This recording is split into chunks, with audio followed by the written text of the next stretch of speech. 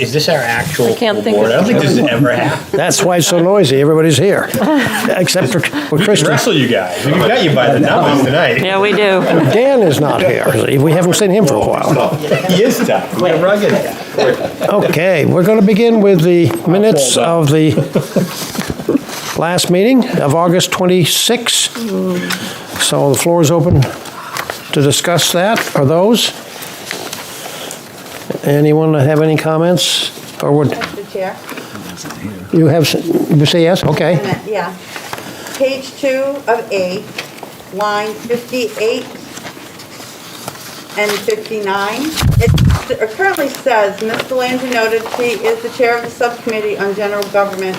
I noted that in the moment as a disclosure, full disclosure, so people know I was on the planning committee. So that, I think, should be in there, and I'll make an amendment in a minute. And then 59 goes on to say facility, and it says is the largest facility, and I didn't say that. So I'm going to reword 58, 59, and 60 to say, Ms. Belanger noted she is the chair of the subcommittee on general government as a disclosure, and the Public Works facility building replacement has been discussed for a long time, and she hopes they move forward with it, period.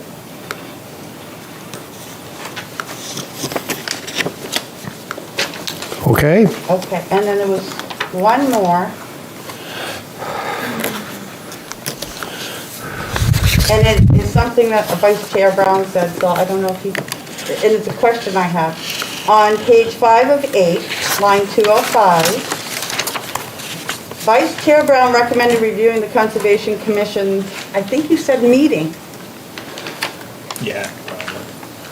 Memo? You were talking about the meeting that they discussed this. and- No, it was the memo because Jen, It was? Jen had Okay. not read it. Great. And I think she read it at the meeting And and commented on I it. question that. Yes, Thank yeah. you. Memo. So Yep. that's okay. So forget that. Okay. Thank you. Yep. Anyone else? Can we go to 233? It's on page 6 of 8. Okay. And it's actually page, 233 and 234. Jan, this is what, Jan, you said you reviewed the commission's memo now and recommended inviting conservation. It seems to me that it might be a little better if you put conservation in front of commission. Review the. We know what we're really talking about, but I would just, Just looking for something. I'm on 233. Thank you. Yep. And I'm moving conservation back on the line in front of commissions. So it would be Ms. Martell reviewed the Conservation Commission's memo and recommended inviting, you can say that committee or commission Or them. or them, even though they had already gone to the site. Yeah, maybe say reviewed the Conservation Commission's memo. Yes, And recommended inviting the commission. them or they, Or yeah. them, even though many have already gone out. And again, it doesn't, and then could we go to 272? Page 7, huh? Page 7 of 8. And we read, the subdivision regulations have changed since concerning stormwater. Change, I think the since refers back to 2017. Yes, or if we just took out since, it would be, have changed concerning stormwater. Yeah, that'd be the easiest way to deal with that.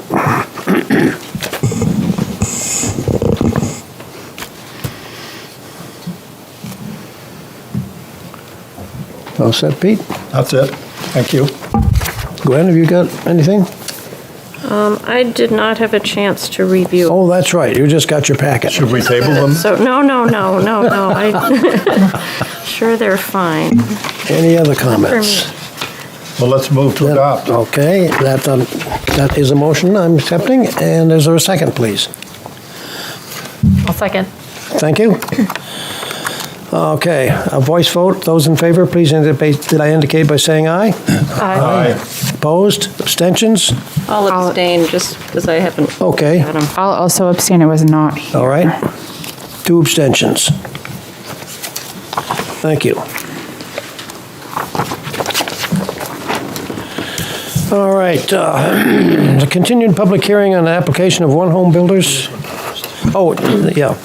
I need to announce that the application of 12 Kingston Road LLC for a minor subdivision and existing 1.84 acres parcel on 12 Kingston Road has been withdrawn. And we don't have a date that they wish to come back, so it has been withdrawn. We don't need to take any action, other than they're not here tonight. Okay. So now, continued public hearing on application of One Home Builders LLC for multifamily site plan review and wetland conditional use permit for the proposed redevelopment of property located at 32 Charter Street. Applicant is proposing to demolish existing dwelling and outbuildings located on the property and to construct 11 townhouse-style condominium units along with associated site improvements. Subject property is located in the R5 multifamily residential zoning district and is identified as tax map parcel number 82-36. It's planning board case 21-6. It's continued, so Thank you, floor is yours. Mr. Chairman. Good evening, members of the board. unless David, did you have anything to say first? Just my memo. I mean, I submit my memo for the record. Okay. But I also just want to mention, not just for this project, the notice that we've been giving out says you can access this meeting via Zoom. But Zoom had some technical difficulties that weren't working. So we had to, temporarily stop that option, but it has been noticed as such. And the Exeter TV is out back monitoring Zoom, so if anyone logs on, he will talk to them, and then we will use that phone, that's why that phone's in front of you, to speaker them into the meeting to provide comment. I just wanted to say that for the public that's watching, or whoever, that's the procedure for this evening. Or if anybody wants to call home, you got to dial 9 first. Okay. And lift the receiver. Excuse the interruption. Okay. No problem. Again, I'm Christian Smith, engineer with Beals Associates, representing the applicant on the project. Frank Catapano of One Home Builders is with us in the audience tonight. And I thought I'd just take the board through where we've come since we were here last. Thank you to all of you that were able to make the site walk. I apologize for being 6 minutes late. I got stuck behind school buses. But I think everybody got a good visual of the property. And we did subsequently meet with the fire inspector, went through a modest reiteration of that front parking area, which I can show you in a moment, to provide for their ladder truck to get out of that in a forward direction as opposed to backing out. That's probably the biggest change to the plan since we were here. We did respond to Underwood's second review memo, largely addition of notes, some labeling and things on the existing conditions plan, nothing too substantive. Since then, we have also received draft architecturals for both buildings, as well as a landscape plan from Ironwood Landscape Architects. Those, if they're not in your packet, I do have copies of the architecturals and the landscape plan. I don't think we got those in the packet. You did not. Let me hand them out. Well, actually, I'll leave that there. Did we get this about the email we got? Yeah, we got an email today with them. Oh, we did? Yeah. Well, just let me know who needs paper. I need paper. Is it in the packet online? Yeah, you can No. pull it up. No. You must be, because Jen has it. I'll take one too. It was emailed It was to us emailed, today. so it's in your email, I yeah. have it. I don't know if it went online. Oh, on each building, okay. You have plenty, we can share, We can share. Okay. if that's okay. You can take one and I'll take the other. Home. You're good, you said? I'm good. Thank you. Oops. Man, what a mess. Right over Yeah. here. Paper copies? I didn't check my email. You can't look at plans in your phone. Thank you. Zoom in. Let me check. I didn't get it. Oops. The one I got was something about Zoom. Anyone else need paper copies of those? Oh, yeah, that's right. I do too, actually. Well, maybe he gave us. I do have this. No, these are separate. Doesn't know that was Cal's. I think I actually made this. Well, that's yours. Maybe it was on the 21st. This is the other one. You're good? And the email was on. Yeah, it This is is. A1. Yeah. What was yours, A2? I'm all set. It's A1. Yeah, I thought it was something. Oh, with a different. Look online. It wasn't today. No, it was the 20, it was 21st.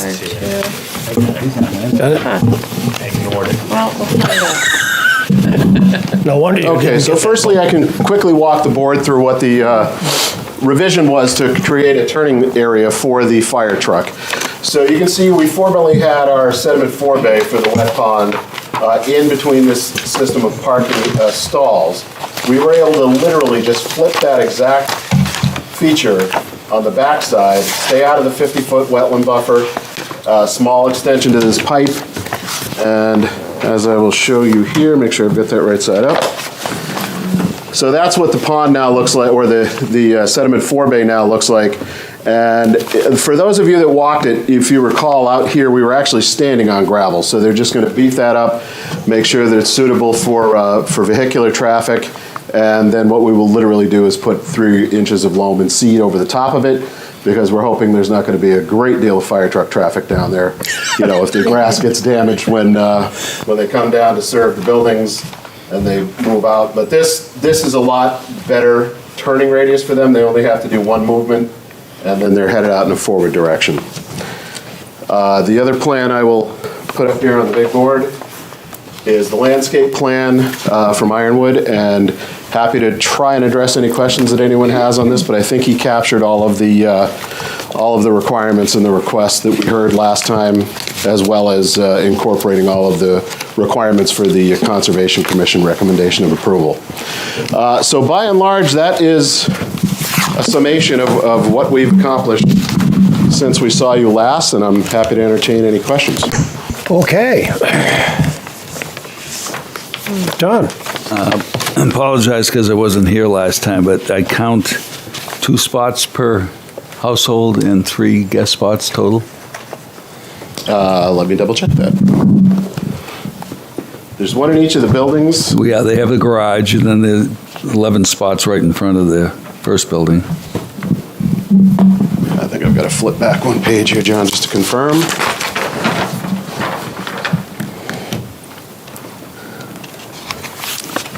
Yeah, so the total is 25. So we have 11 in the parking areas, and then we have a total of 14 down here. Right, so 3 Yep, guest, you're 3 absolutely guest right. spots, which is probably not going to be enough.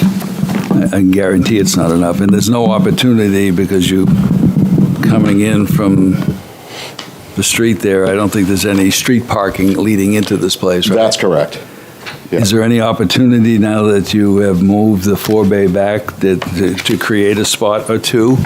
Instead of 11, have 12, instead of 3, have 4? It's a possibility. I will say the parking that we've provided does meet the letter of the ordinance. It does, but my guess it's not enough. Well, I suppose, I mean, that's, even the hard stand that we're putting in there that's covered with grass is going to be suitable for a fire truck. So if there is overflow, somebody could just park on that area. The fire department's not going to be too happy if somebody's parked there and they come down to turn the truck around. Well, Could you move your car if the that fire could be a coming? problem. Where there's 3 spots, they probably could be 4. And still meet the fire department requirements. I just think it's going to be an issue at some point, and the builder will be gone, but the homeowners will be fighting about it. Right.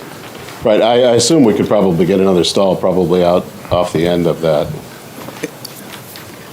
And I haven't read the documents yet, but I'm guessing they limit it to 2 vehicles per household, right? I would have to defer to Mr. Catapano on that. We don't have a limitation. Yeah, there's no limitation, but You should put one in. yeah. I'm just saying. Yeah.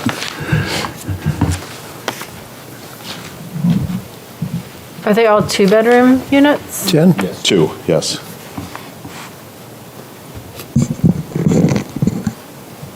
Other questions? Yeah, I think that, that's a pretty worthy discussion. I think you do meet the reg, but I think John's probably right about reality. I think two-bedrooms don't usually have one driver, and a lot of times they have more than two.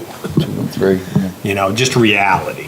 I wonder if it does make sense to have, if you do stay with the 11, at least have those assigned. You know I what think mean? that was the plan anyway, was it not, Frank? We usually assign Yeah, one extra, yeah. and then we have 3 visitor spots. Yeah, 3 open, and then each unit gets 1, plus obviously their own garage. right? Correct. Which is a good reason to put that in the book, Yeah. that said there are 2 parking spaces available. I mean, they could, if the association tries to do something about it after you're gone, then that's their business, I guess, if they, Right.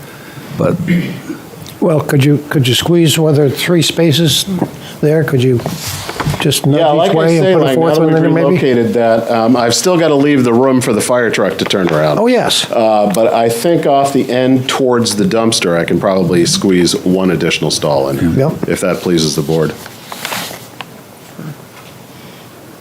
I personally would not be in favor of adding additional paving in this area. We're so close to a wetland, we don't really need to be adding more paving in this zone for cars. I mean, people who choose to move here will know that there's limited parking and they won't.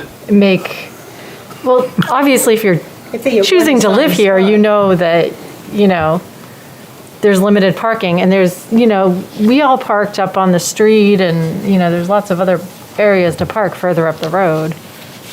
I mean, I think that we shouldn't be requiring applicants to pave more than what is required in the regulations, because we're concerned that there's going to be some future argument or anything. I mean, we're also supposed to be mindful of the environment and the fact that we're not over paving environment. So I think feel a like lot of times that we wouldn't necessarily require. In fact, there's a lot of times we give approvals and we don't require as much paving as the regulation, but we have somebody put it on the plan for future parking if necessary. I have seen that before. Yeah, yes. and that might be a good solution in this case, that Yeah. you show it as potential down the road, especially where it's going to be condos. Right. That if it's necessary, then they can do it in the future. And it doesn't have to be paved, it could be I was just going to say, gravel, we could, put it out as a compacted gravel with stone on Right. top of it, Yeah, kind of a thing. Maybe on the side of the 4-unit building. Yeah, It Yeah. just seems to be the furthest away from the wetlands. I agree. Yeah. the other thing that does happen, and just the reality side of it, is sometimes people will try to have, a lot of times with this number of units, you'll see people that might have like a little trailer, other types of vehicles that they want to park outside, or things that, and maybe if there's a gravel area for that. That has to be addressed in the bylaws as Yeah. well. You I just- haven't read completely through the condo docs. Yeah, you need- Sharon does them for me, but we usually don't allow trailers. You or don't? Yeah. accessories. Or boats or Right. anything like that, yeah. And there are storage units for They'll that. have to get storage units for It is pretty tight, right? It is. Right, Number- well, Main Street, the Main Street condo that we did. Yep.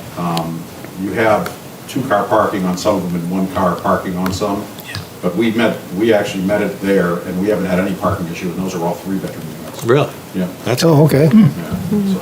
Well, Well, and I think Jennifer brings up a point, I think she's right, that people will probably self-select at some level, right? If parking's an issue for them, it's probably not the place for them. Right, we Right. don't allow unregistered cars, we don't allow people working on cars in the parking lot, things like that, so that usually stops that. I think in older condo associations didn't stop that, so you Right. have people with extra cars showing up and working on Yeah. cars in the driveway. Right. So we try to stop that, so it becomes. That a makes place to live, sense. Not to work. Yeah. I would definitely, I agree with Jen. I mean, just from where the location is with the wetlands and all the rivers coming together, and, I think people, I know if I was going to get an apartment, I'd look at how many spaces I needed versus how many were available, and I'm sure there's 11 people that would take a place with one parking lot that's permanent, And in Main Street, even though we were 3-bedroom, we had a few people who were just single living there. So we had one couple who moved in and they were young and they had a baby. A lot of people were retired. Yeah. So they were moving into, to something smaller. So we only had one instance in that whole project that someone moved in and had a child. Really? Wow. It's also within walking distance of much everything in town. Yeah. I mean, I Yep. walk to town, and this is closer than my house, so. That's all fine. I just think it needs to be stated someplace that there are 2 parking spaces. Yeah, I think if we show it as future, future parking. That's fine too, if you want to do that, but they should know going in, there's 2 parking spaces. Yeah, we'll just leave like 10 feet off the building so people aren't parking Yep. up against the building. Yeah. Yeah. Other comments? Well, let me open to the public. Anybody in the public have? I had one other Oh, you have, question. go ahead, John. And I'm sorry. I mean, good job. That doesn't mean we're I going know in our capital improvement budget, they requested money for the property next door. Is there, what is that called? I forget what streets they are. Do you know what that is? Dave? West Side Drive? No, well, The other side? there's a neighborhood, and I drove it after you told me about it. Remember, I had said I hadn't seen it, but in the CIP, they're requesting money to improve the drainage in that. That's West Side Drive. That's Okay. West Side Is there On any, the other side of, it's right on the other, butts this property. It's a butts it. Yeah. Is there any relationship to what they're doing in the wetlands here, or is that all, nothing no. nothing we need to be concerned no, about? no. Okay. Yeah, it's on a, Sit down. right, they come in like this towards each other, and so they abut back here. Yeah, they're right there. Yeah, their entrances are almost a mile apart on Yeah. Front Street. And where is it, when they put the new drainage in, where's it going to? So they're improving the drainage. I Well, haven't seen them. Yeah, I mean, because there's some areas that there aren't any catch basins at all, the streets are wide. Yeah, I'm not too, that's a DPW project, and so I haven't seen the design plans at this point. I just wanted to see if there's anything we were approving here that would affect what they're doing. I do not. Okay, I could confidently say no. okay. Well, the town engineers reviewed this plan. Well, this plan, yes. Yeah. Yeah. So, I mean, They work in. yeah, I would hope that would be, yeah. Yes, Aaron. Oh, I was just going to make a point that, Frank, I appreciate the candor in the discussion, but we should just make sure you have a mic. I was just thinking about Oh, I'm that, sorry. you know, Yep. because I'll hand it to Thank him you. next time. when I Daniel's trying to do apologize. the minutes, Yep, he's going to be lip reading, you know? Oh, that means anything I said doesn't mean anything. Wow, you're way ahead of me on that one. His wife said that to me just yesterday. Okay. Mr. Chair, I have a few comments and questions. Excuse me? I have a few comments. Yes, please, go ahead. So I have 2 quick comments, just minor comments on the landscaping plan. Overall, I think it's really great, and Masks. the hatching, like the hatching of the disturbed areas in the wetland versus the disturbed area and the restoration of the buffer outside of the wetland is very clear, and I'm kind of happy to see that distinction. I would like to make a comment, just because the Conservation Commission noted in the wetland buffer restoration area that the plants be spaced according to Army Corps of Engineering restoration standards, which they said is usually 10 feet on center. I'm not familiar with the Army Corps of Restoration standards. However, I don't see any notes on here about what the spacing of the plant material is. It just says this number of plants should be included. So I would just make a suggestion to add that spacing on there. And then my only other suggestion is, it looks like one of the maple trees, there's 3 maple trees being proposed on the site. One of them, it looks like with your revised fire turning diagram, is going to be in the way of a fire truck. I was going to have that conversation with Jeff. Okay, yeah, so just move that Obviously, this over. plan came out before we had finalized things with the fire department, because we did not hear back from them until Wednesday. Great, yeah, I want to make sure that gets, Yeah, I'm going to provide Jeff with the revised plan and the pond in the current location, and Okay. he'll tell me where it needs to go. I would also suggest having him take a look at the snow storage areas in the planting. There's a area of planting with a couple of amelanchier and I think some transplanted plant material right at the entrance, which I believe is also a snow storage area. And so I think maybe that should be moved over. Closer to the 50-foot buffer? Jen, is that what Well, you're I thinking? don't know. I mean, I'm not sure where you'd put it. I mean, that's a nice location for those shrubs, and I like seeing them there. I'm just concerned that they're gonna get completely decimated by if snow is being stored there, so. Maybe look at planting something else in that location and then moving the amelanchier somewhere else. And that's in the area of the little island? Yeah, like right when you Up in come the around that easement? bend. Yeah, yeah, okay. So I mean, I can see the snowplow going down the street and just, it's a good spot to store snow, but, Yeah, start going down there, you're not going to stop quickly, are you? yeah, No, you are not. the snowbank will stop. So those are my comments on the landscape plan. And then I had one question about the Underwood comments. And that was comment number 20, regarding the catch basin at the at the northerly entrance to the abutter driveway. I was just wondering if you could explain that comment and your response to the comment. Like, what is Underwood's concern about the volume? And Which it page, seems like there's some confusion there. Jen, what page is that on Underwood's document? I think to page 2 of 7 Two, okay. on the responses. Oh, the response, whoops, 2, 7. Oop, going in the wrong direction.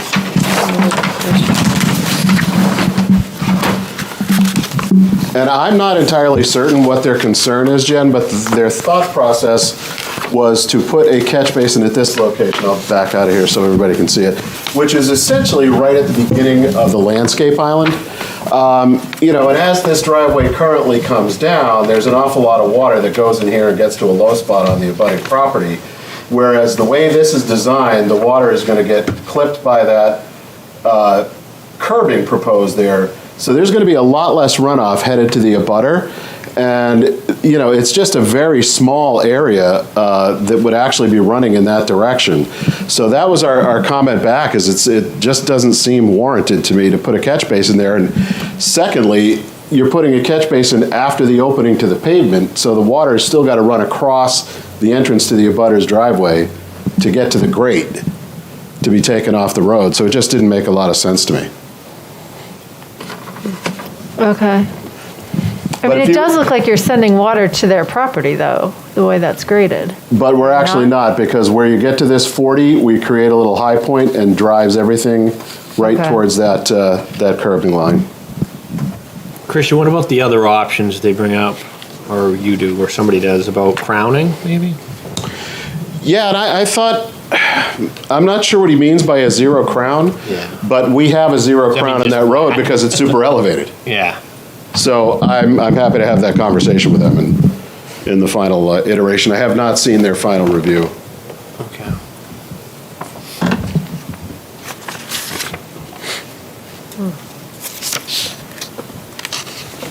Go ahead. Nancy. I have two questions. That one of them came from the sidewalk, and we were talking about what the possibility of having a stop sign at the top of that hill where the mailboxes are for the other condo association, because the abutters were talking about their Yep, concern. yep. Dave, were you gonna look into that and see if that was a possibility? I can't remember, sorry.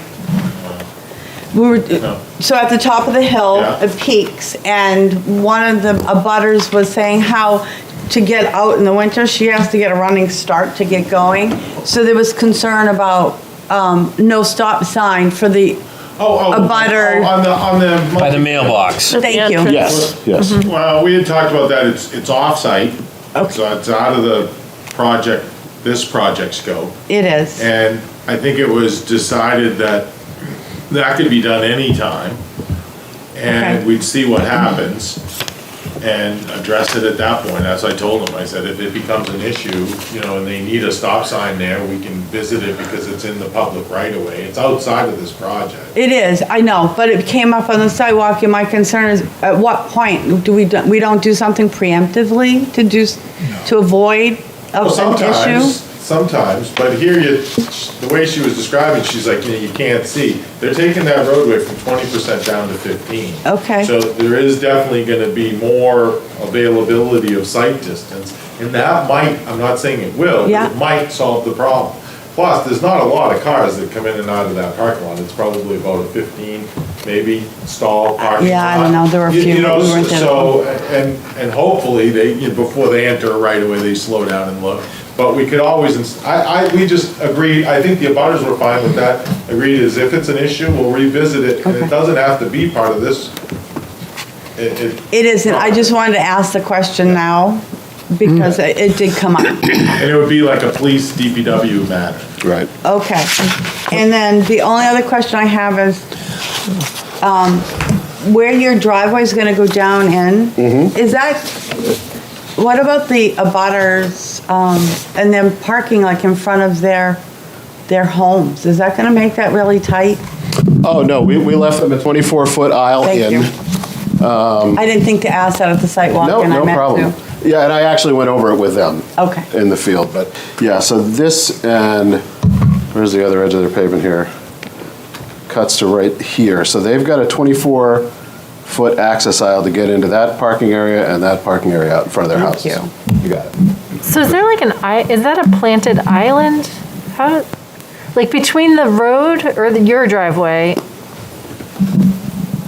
I'm Right here, just having Jim? a hard time reading, yeah. Yeah, that is. No, but oh, I'm sorry. This? No, Okay, like parallel to the road coming in. parallel to the road coming in, okay. Yeah. So, but north, Oh, yeah. yeah. So, what's happening? Is there like a curb there or? There is not curbing there as we sit. This is an empty or a vacant Unitil-owned parcel, which is actually where the DPW tells us they store snow in the winter for Charter Street. Oh, okay. So that's existing? Yes, Okay, That's town road at that point then, correct. town street, yeah. Yep. Yep. okay.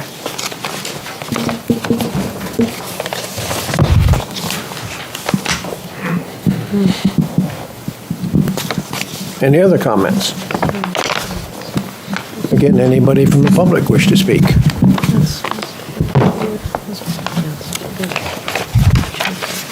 I have a question in terms of handling the effluents. Is there basically one station that pump will exist at to serve that neighborhood? No, there will be an ejector pump in each unit. Oh, in each unit? Yep. And Okay. they pump out collectively to what's called a low-pressure force main, which will run probably right where the existing one does now and parallel to the abutting force Okay. main. Yep, and we So the whole worked through that design, Mr. neighborhood's not Chairman, going to with- be plugged up at once then, probably? That's correct, we Okay. hope not. I was just We thinking hope. about these things, yeah. But, no, it's E1 Solutions is the name of the manufacturer, and we actually work with their engineering staff in designing the pumps as they need to be sized and Yep. the size of the force main and all of that. Thank you. Okay. Jen, you mentioned the letter from the Conservation Commission.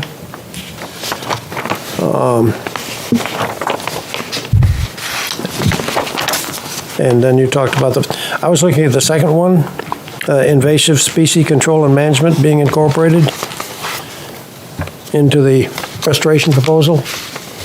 Yes, and I believe that those notes do appear on the landscape plan. Okay. And I know that when they did their invasive, or was it I forget, Gove did Yeah. a study out there, and I can't recall if they were looking for invasives or whether they were looking for threatened and endangered species. It probably was both, but I believe, as far as I'm aware, that has been incorporated into the landscape plan. Okay. And obviously, that will be followed through as Gove Environmental obtains the wetlands permit from Okay. NHDES. Just want to be sure that those are included. Yep, thank you. Any other questions? I had Yes. one. Aaron? I just, probably for Frank, because I know he got kind of put on the spot on the sidewalk. And I did note that the abutters are not in attendance, so I can't ask them again. But I think I was present, and I think you had discussion with them, or I think she put you on the spot and asked you to do a little extra paving. Yeah, and I told her I would. I'm going to top coat their driveway. Yeah, okay. Both sides. I just wanted. It's kind of falling apart, and while they're out there paving, it's probably even easier to crown it and get Yeah. the flow right if we do them both. Yeah, I think that's So, great. of I was you actually do. going to say that before when I grabbed the microphone. Well, I think it's nice of you to do it. I wanted to just get it out there because I know they're not here, and I think They're very nice people. They seemed very nice, and were really had a nice attitude about what's going on, and were very Excited about it, positive. yep. I think the way you're handling that is really nice as well. So, thank you. Appreciate that. Thank you. Yeah. Thanks, Aaron. Okay, are we ready to, no, go ahead, I Jen. just have one follow-up question. Keep going. So I just found a plan that shows what I was confused about that I was asking you to point to. So on the landscaping plan, you can kind of see the existing driveway, and then you see like a finger you see the 24-foot dimension for their new driveway entrance. Yep. So then there's like a finger of something that's, I'm assuming, not paving. Right here, Yes. that is the existing edge of pavement. Well, the existing edge of pavement, you Oh, can no, see that's on further the up. plan is, Yeah. it kind of goes up and Right, so you're correct. That is the extension of the existing pavement coming down into this driveway, which is also 24 feet in width, but that is the limit of pavement right there. So that area This that is you all just grassed. drew will be grass. Okay. Yep. So you're going to remove some paving That's right. from their Yep. driveway that's not on their property. I got it. Correct. Okay. All right. I just wanted to make sure I was reading all the lines properly.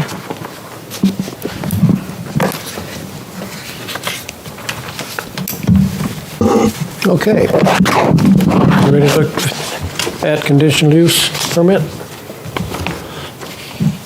Yeah. All right.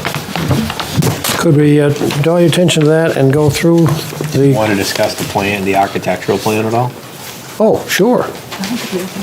Architectural plans on the table. Not trying to slow you down. No, I mean,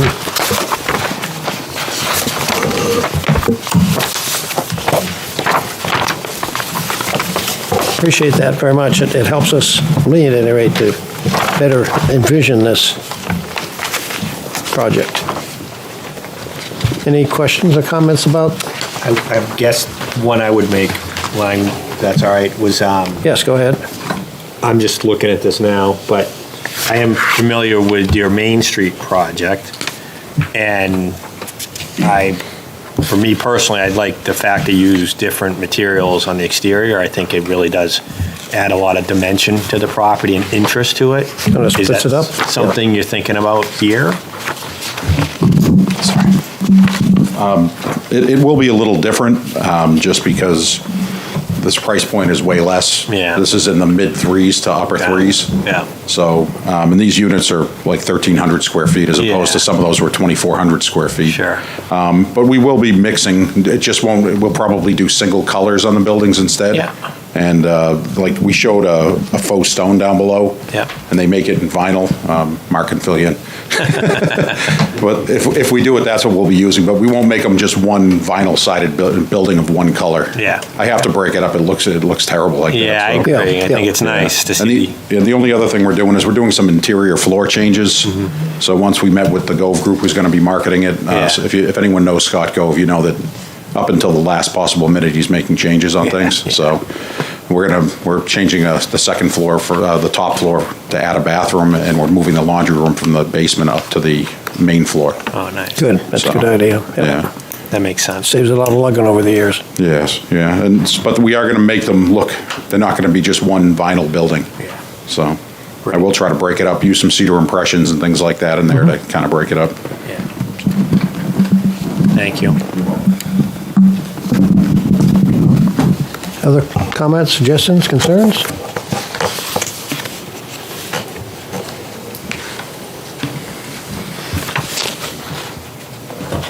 Then I guess we're pretty well set, unless there's anything else. We're all set with landscape? Lighting's all set? Oh. And the fire engine can turn around. We can get the ladder truck out of there in a forward direction, Mike. Did I hear you say something, though, at the sidewalk, that these are going to be sprinkled? These apartments? I think under code we have to. I think it has to do with the number of units. Anything more than two, Yeah. it has to be sprinkled, and then if they're more, they have to be 40 feet apart. So either way, we're sprinkling them. Yeah. Thank you. And I did do the duplex at the other building, even though it technically didn't require it. So it just didn't make sense not to sprinkle one building, and Yeah. I'm pretty conscious of life safety, so. Yeah, You good. know, it's a cheap thing to add on to make sure people live if something happens, so. Yes, yeah. Appreciate that.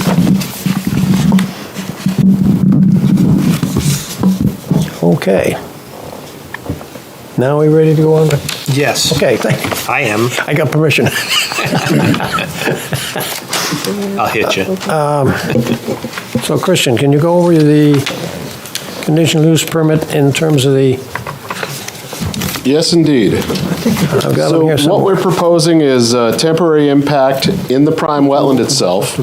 And of course, we're all aware that that is to It's been open remove the whole existing time. refuse and rubble out there of just over 3,800 square feet.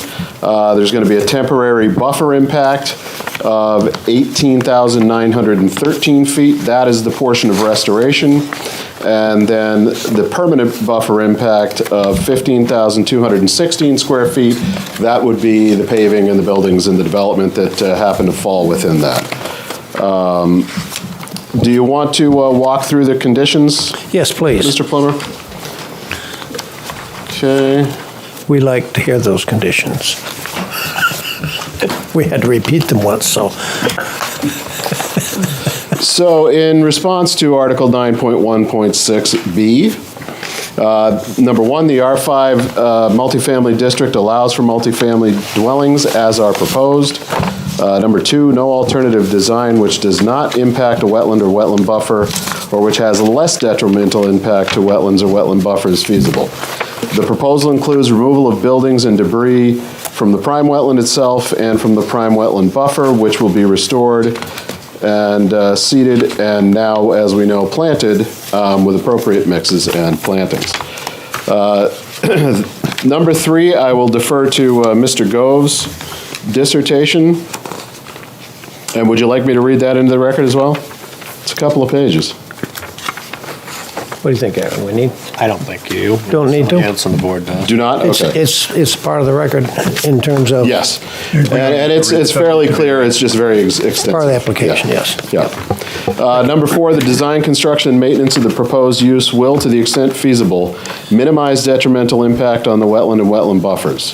The proposed layout has been designed in such a fashion to minimize WCD impact and maximize the extent possible, minimize WCD impact to the maximum extent possible. I don't really like the way I wrote that. But cannot be configured to be completely outside the WCD due to the shape of the existing lot of record and the edge of wetlands and associated buffers. Number five, the proposed use will not create a hazard to individual or public health, safety, and welfare due to the loss of wetland, as the wetland will be restored where historically disturbed. In addition, the removal of the debris field within the prime wetland and its buffer will remove old machinery, tractors, and other demolition debris that exist in the WCD currently. Number six, we submit that the functions and values of the existing prime wetland will be improved by the restoration effort, and we have kept all pavement a minimum of 50 feet away from the edge of the wetland. In addition, we've kept all building areas outside the 100-foot setback. Neither of these situations is the case on the parcel as it exists. Number 7, all soil disturbance that is temporary or adjacent to the immediate development area will be restored as nearly as possible to original condition and suitable grade. Stumps are to be ground and debris cleared in that area. Temporary wetland disturbance will then be overseeded with a New England erosion control restoration mix for detention basins and moist sites, specifically formulated for revegetating wetland areas. The New England semi-shade grass and forb mix will be used for temporary impacts to the buffer. And again, I'll add to that because we didn't have this deep of a landscaping plan when the original permit was applied for. But now we have a very robust, in my opinion, planting scheme as well, and even some transplanting to the extent that they can save the existing vegetation that's of value out there. And I know Frank went through that, or Jim Gove went through that with a couple of the members at the site walk. And finally, number 8, all permits will be obtained from the New Hampshire Department of Environmental Services, Water Supply and Pollution Control Division under NHRSA 483A, and the U.S. Army Corps of Engineers under Section 404 of the Clean Water Act. It should be noted that the sole permit required from the state will be an NHDES Wetlands Bureau dredge and fill permit for the removal of the buildings and debris from the prime wetland itself. They take no jurisdiction over the buffer. Thank you. I have not closed the public session, so I'm going to close the public session, just so it's a matter of record. Somebody like to discuss those conditions at all? And if not, I'm open to a motion to, as David suggested. Excuse me, Mr. Chairman, we did establish at some point that there were no hazardous materials here. I thought that was crystal clear, but... It is. That Frank had Exeter Environmental do a Phase 1 environmental assessment, and they did not find any hazardous materials on site. They found a few cans laying around here or there, but of course he's got a program that they'll have to follow when they're excavating out there, and if they do run into something unexpected, it will have to be dealt with and mitigated. Thank you.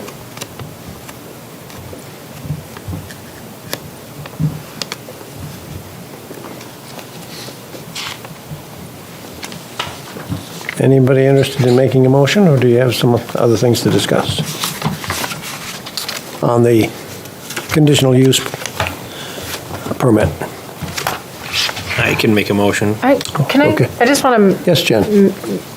make a comment or open it up for discussion. Sure. So I was thinking as Christian was talking about the transplanted plant material, and, we've been talking about invasive species. So just to explain, there's an area that Gwen and I were actually looking at after the site walk. And it's kind of along the existing driveway on the wetland side of the house. Mm-hmm. And it looks like there was a garden there at some point. There's some nice tall evergreens, and there's like peonies and azaleas and all kinds of nice plants in there. It's also mixed up with Japanese knotweed and some invasive species. And the landscaping plan says, if feasible, transplant existing ornamental plants in this area. And it just, as I'm thinking about it, and it says taking care to properly dispose of knotweed roots, rhizomes, and stem fragments. I think I would recommend that the applicant actually remove that from the plan. I think that trying to transplant that material is actually going to possibly spread the invasive species. And that's really what we want to avoid. I mean, we do want to try to get rid of the invasive species, and I think everything that was written on the landscape plan about invasive species management should be done. But I'm concerned that moving that plant material is just kind of like opening up an opportunity. They're all intertwined, then. Yes, yeah, it's just, it's almost better to just kind of try to get rid of it, but not, it could spread it, is my concern. So my recommendation, if the board agrees, would be to actually remove that note about the transplanted plant material from the plan and just stick with, and just leave that We're happy to have Ironwood take that off. Leave it where it is. Yep. I definitely agree with that. My son did an Eagle Scout project back in that area, and we weren't planning to do invasive species, but I think we hauled truckloads of Oriental bittersweet out that we got. It just, there's a lot back in there, so I definitely agree with that. Any other? So Jen, to John? be clear, don't touch it, or take it all out, plant something else. No, just don't touch it. Don't move the existing ornamentals. Try to get rid of the invasive species according to the plan, but I would just remove that note about the transplanting existing ornamental plants. I think that Yeah. it says plant clean plants. It's impossible to get that stuff clean of You'd have to take the green all the little out. seeds and Yeah. I roots. think and- any opportunity to get rid of more of the invasive stuff we should jump on. Yeah. Any objections to that? Not a Go with problem. it. I've Yep. noted it. I'll convey that to Okay. Mr. Highland. Thank you. Jen?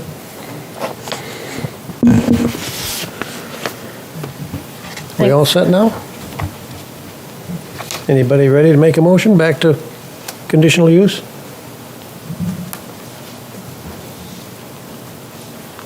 I can make a motion. Okay. That's a condition of the conditional use permit that Jen's talking about. Yep. So did you create wording on that? Yep. Fire away. Here we go. Remove the note on the landscape plan regarding the relocation of ornamental plantings. Is that right? Yes. All right. The word they use is transplant, but relocation is fine. Relocation / transplant. Yeah. And they're all in one area, It's just one area. so we don't have to that's identify it. indicated. It's self-evident. Just remove that. And then Okay. are you gonna add the conditions suggested by the Conservation Commission? Yeah, we need to get into their memo. Got They that? have 3. Yeah. I'll read them. Trees and shrubs be planted in the buffer at a density, the buffer restoration area at a density dictated by the Army Corps manual, typically 10 feet on center. 2, invasive species control and management be incorporated in the restoration proposal. 3, restoration plantings be monitored for a minimum of 2 years and managed adaptively should planting success drop below less than 70% to ensure that success target is achieved.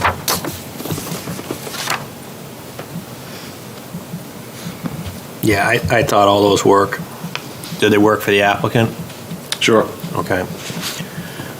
So I will make a motion, conditional use permit, wetlands motion. After reviewing the criteria for a wetlands conditional use permit, I move that the request of One Home Builders LLC, Planning Board case number 21-6, for a conditional use permit be approved with the conditions read by the town planner, Dave Sharples. Is there a second? I'll second it. Thank you, Pete. Moved and seconded. Any discussion on the motion? So we'll do a roll call vote on this, please. So, well, John, let's start with you, please. Aye. And Aye. Aaron? Yes. Yes? Yes. Yes. Yes. That passes. Okay. Now, we're at the moment, multifamily site plan motion. Would somebody, or any discussion about that, or are we ready to make that motion? I'll make it. Thank you.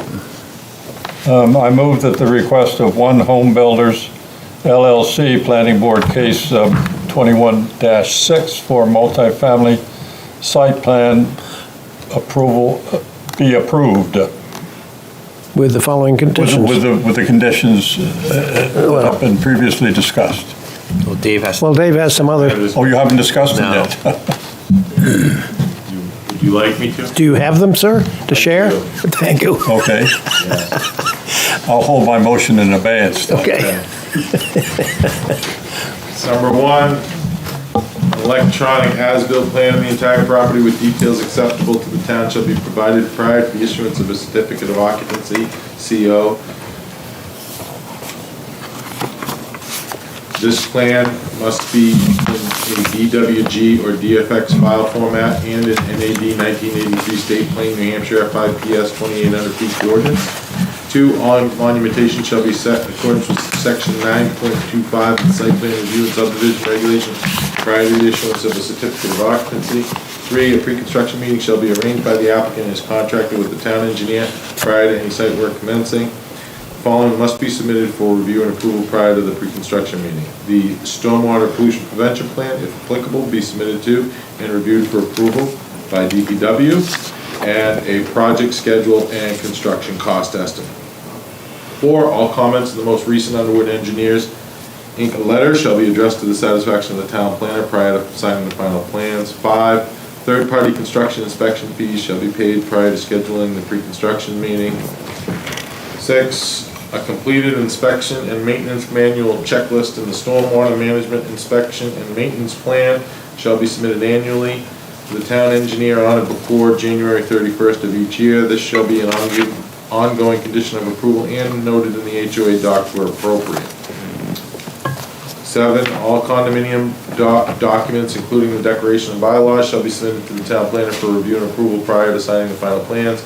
At a minimum, the draft document submitted to the town shall be revised to include language regarding the maintenance of the driveway and sidewalk onto Charter Street. In the event the town planner deems that review is needed by the town attorney, this review shall be at the applicant's expense. 8, all applicable state permit approval numbers shall be noted on the final plans. All appropriate fees to be paid, but including not limited to sewer water connection fees, impact fees, inspection fees, including third-party inspections prior to the issuance of a building permit or a certificate of occupancy, whichever is applicable as determined by the town.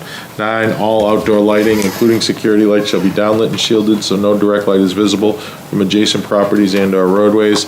10, all landscaping shown on the plan shall be maintained and any dead or dying vegetation shall be replaced no later than the following growing season as long as the site plan remains valid. This condition is not intended to circumvent the revocation procedures set forth in state statutes. 11, if determined applicable by the Exeter Department of Public Works, the applicant shall submit the land use and stormwater management information about the project using the PTAP online municipal tracking tool. The PTAP submittal must be accepted by DPW prior to the pre-construction meeting.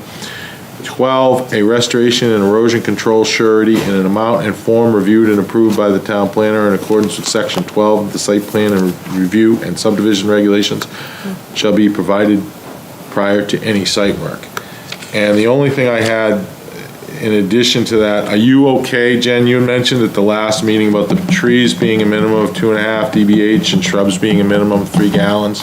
I noticed that the couple of hardwoods that they have in there are 2.5 to 3 inch, but their shrubs go by a different, instead of gallons, they put 2 to 2.5 feet. I just wanted to know, are you okay with the sizes as proposed in the landscape plan? Because you mentioned that as a potential condition at the last meeting.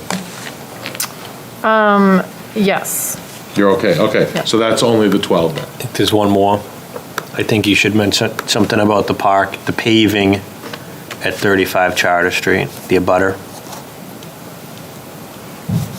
Okay.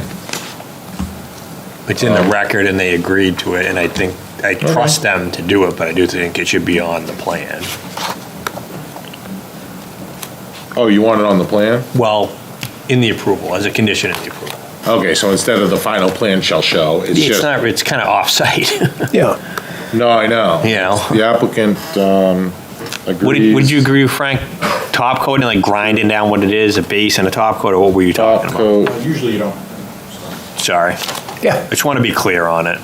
On a driveway, unless it was broken up, you wouldn't do that. I mean, Okay. if it's broken up, they might patch it. right. Severino's gonna do this job, so I kind of stay out of it. Yeah. You know, they're not gonna do it, and if it's just gonna fall apart again, but if it Right. needs to be ripped up, we will. Okay. I'm not, I can't really picture what it looks like. It's definitely worn, and it It's pretty needs to beat. be top coated. It looks pretty beat. It's probably Yeah. original.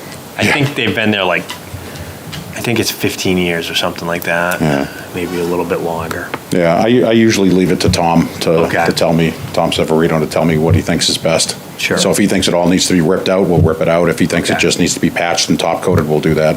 All right. As appropriate. As I know, appropriate. it's a tough one to put. The applicant agrees to top coat the driveway at 35 Charter Street?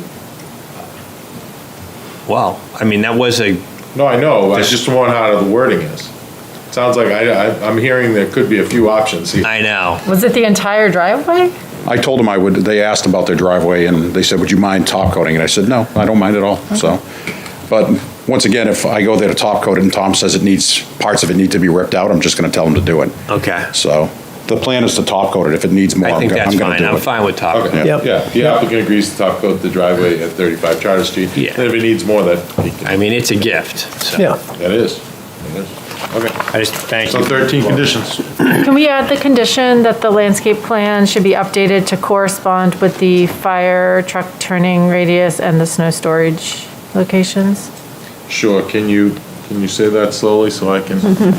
And clearly? Landscape plan shall be updated Okay.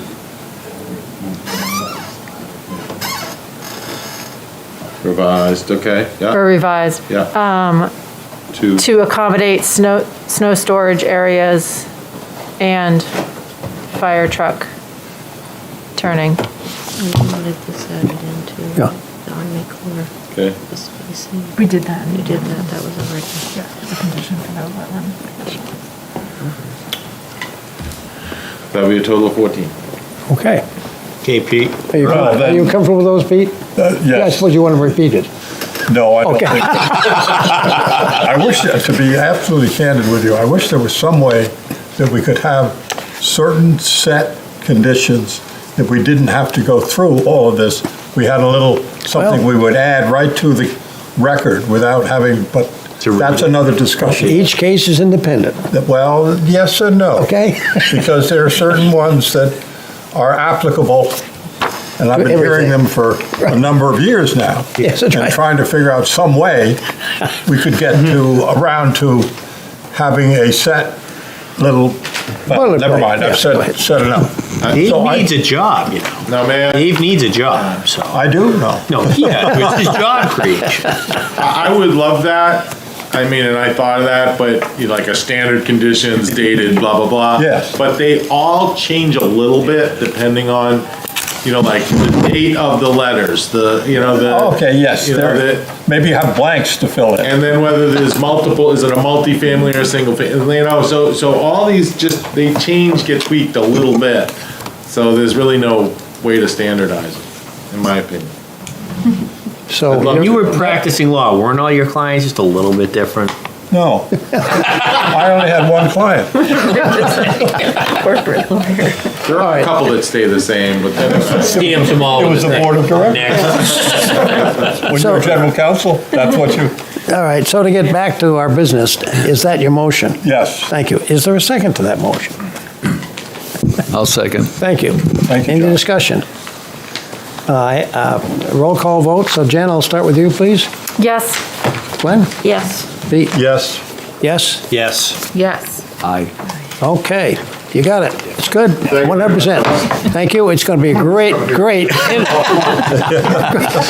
great improvement to the neighborhood, to the end of the neighborhood. You guys have a good time. Thank you. We'll find a new piece of property for you. Christian wants these meetings to go a little longer.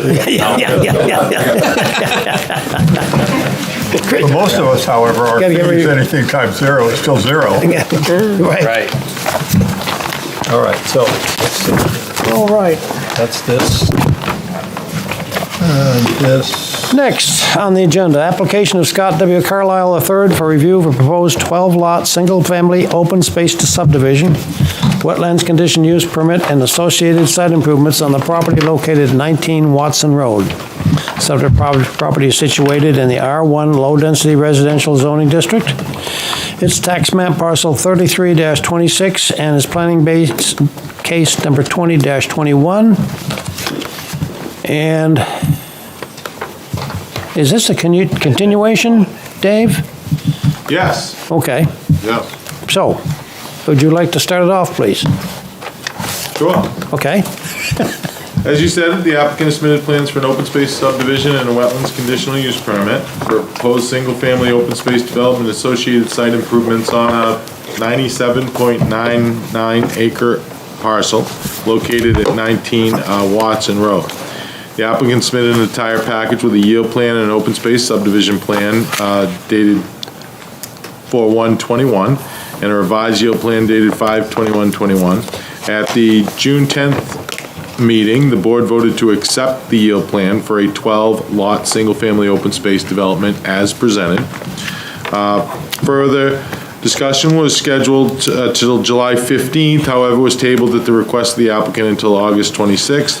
Subsequently, the applicant requested a continuance to tonight's meeting to allow them to attend the September 4th Conservation Commission meeting prior to the presentation to the planning board. Because the applicant appeared before them at the June 8th, and at the June 8th meeting, the Concom voted to table any recommendations until a later date because it was recommended that the applicant return with a revised plan set and a wildlife assessment, and possibly Mr. Gove to discuss his report. As stated in our regulations, the board considers written recommendations from the Concom when delivering on the issuance of conditional use permits. The applicant has now submitted supporting documents, revised plans dated August 31st, a response letter from Jones and Beach Engineers dated August 27th addresses the comments outlined in the UEI letter and the TRC letter. Copies of the stormwater operations management operation and maintenance manual and drainage analysis I put on the town website for review because we don't put them all in the packet because they're so big. I did receive a letter forwarded to the applicant for the latest UEI review, and we're finalizing that. There's no major comments or deal breakers from UEI's application. The applicant did return to the Conservation Commission last week. They recommended approval of the wetlands with conditions, and a copy of the memo from the Vice Chairman Trevor Materia dated 7/15th is enclosed with your packet. And a copy of the natural resource plan was also provided, on the website. The applicant is requesting 2 waivers from the board site plan review and subdivision regulations. The waiver request letters dated March 30th, 21 and August 30th are enclosed. And they're asking for a surveyed property lines waiver motion and a waiver from the significant trees. And just to reiterate, the owner is proposing subdividing basically a 100-acre parcel, and they are only asking for 12 lots. They could get a higher density than that, but the owner is willing to put 76 acres into open space, and I made that as a condition of approval, as agreed by and proposed by the applicant, to deed the land to the town, and potentially, have a third party hold the easement if we do not monitor it ourselves. But I thought that was worth mentioning. That's a pretty significant there. This isn't an open space development. This, it's not like a required part of the open space like some applicants. This is just the owner, donating 76 acres to the town. Thank you. Worth mentioning. Thank you. Floor is yours, sir. Good evening. My name is Barry Geyer. I'm with Jones and Beach Engineers, here for the applicant, Mr. Scott Carlisle, who's with us tonight.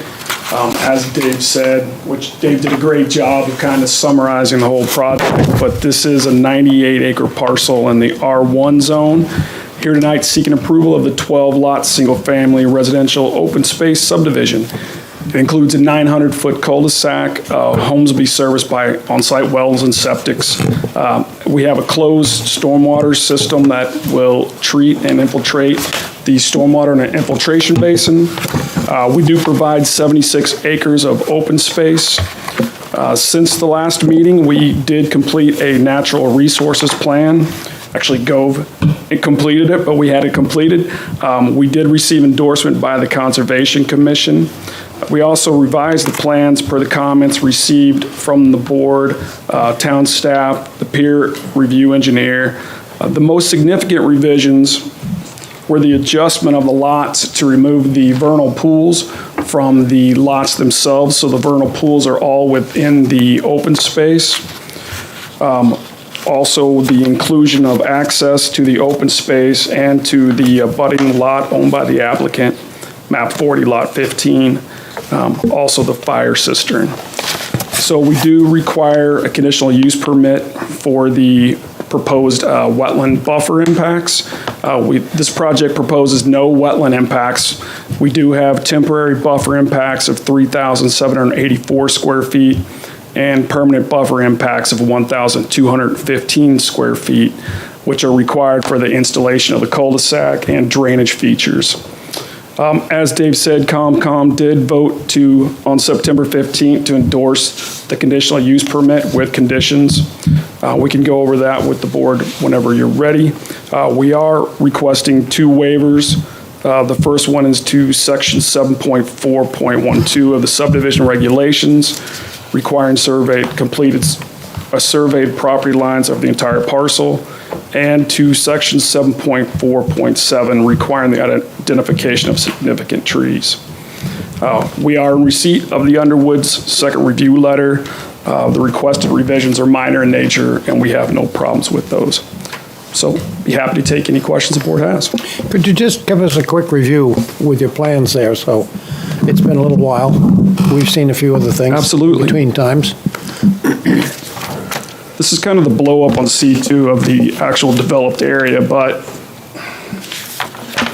you see on the C2 sheet, we have the full 98-acre parcel with the development, Watson Road here on the left-hand side. So all the development's handled right in the middle of the project. You can see we have wetlands with vernal pools throughout the property. So the cul-de-sac comes from Watson Road to basically the center of the project. We have our detention basin down in the the southwest corner of the property. And I know most of the board went with this on the site walk. It's a great area. Little hilly, I understand. I missed that one. Where are the fire water holding tanks going to be located? I can't come up with the right name. The cistern. Fire cisterns. Yes. Yeah, after talking with the fire department, we came up the best, they wanted it here at the entrance, so that's where we put it. Yeah. That allows them to service some of the neighboring areas as well. Okay. Well, that's good. All right, any questions for the board? From the board? I know we had a site walk that I wasn't there for, but I understand it was a good, successful site walk, as they always are. Did I get a little more detail on the waiver for the surveying the property lines exactly with? Absolutely. It is a 98-acre parcel. We have surveyed everything in the rear of the property. Maybe I can go back to the map here. It'd be a little easier to show you. Picture's worth 1,000 words. Exactly.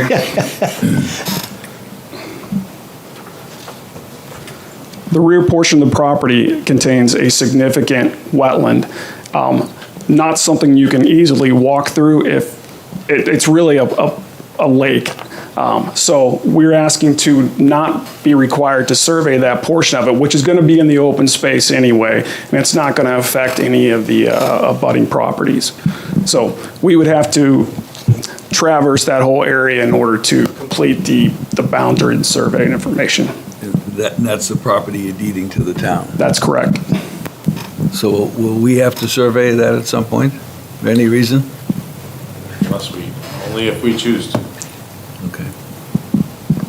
And it's no problem with the abutters or everything? I mean, no construction is going to take The abutters' lots place. in back there are all surveyed anyway, right? I don't know who's. Probably. The abutting lots are owned by the town. Oh, they are? Yeah, those on the north side. On the north side, it's not, but we serve that Yeah, area. who knows? I mean, yeah, if it was a we got some survey somewhere. Okay. Probably. All right. Because that's a new subdivision to the north, right? I mean, Fairly, yeah. yeah.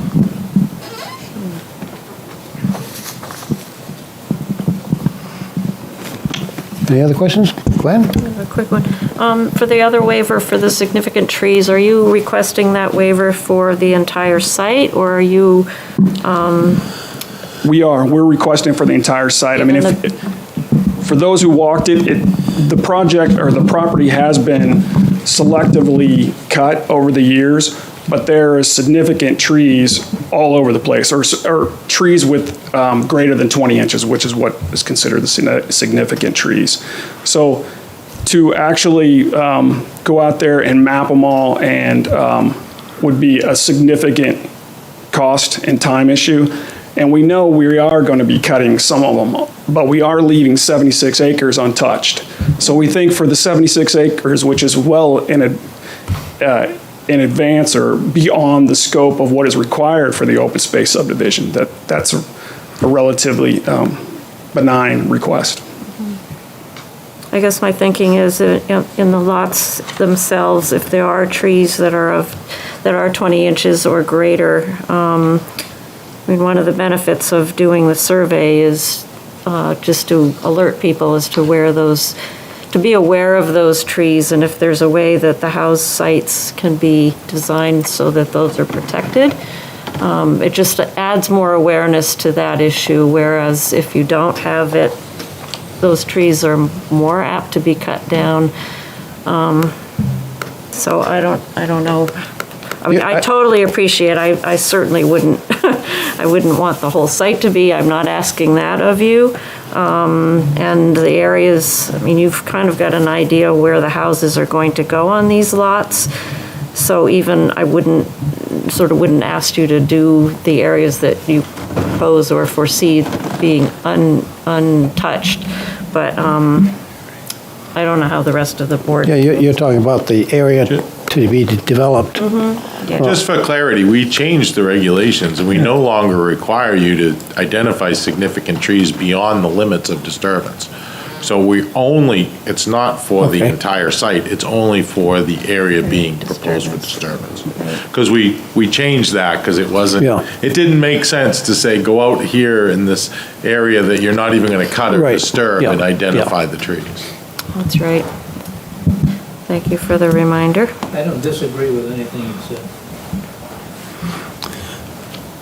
Okay, well, I want to save as much of this property as I can. It's been in my family for many years. I know it has, and I'm sure it means a lot to you, and it's, this is probably a bittersweet project for you. Okay. No, I'm just saying that I'm doing this simply because I want to do it. 12 lots. I've done 2 other subdivisions as well, and it's worked out very well. And I've been pleased with it, and that's what I'm doing here. And when you mention the trees, I can relate to that very well. I don't want any significant trees eliminated if they don't have to be. Not at all. Okay. Yep. We appreciate that.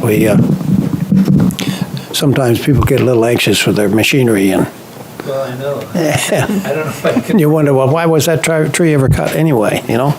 Yep. Other questions or comments?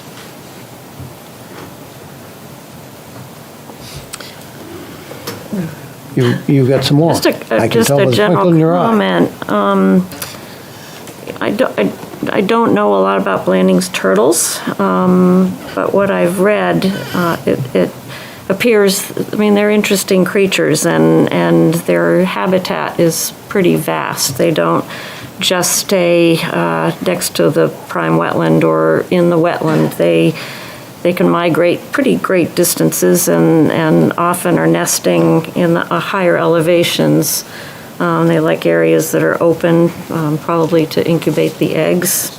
And they live a long time. And the sad part of it all is that they, I think when they're disturbed, that can really impact their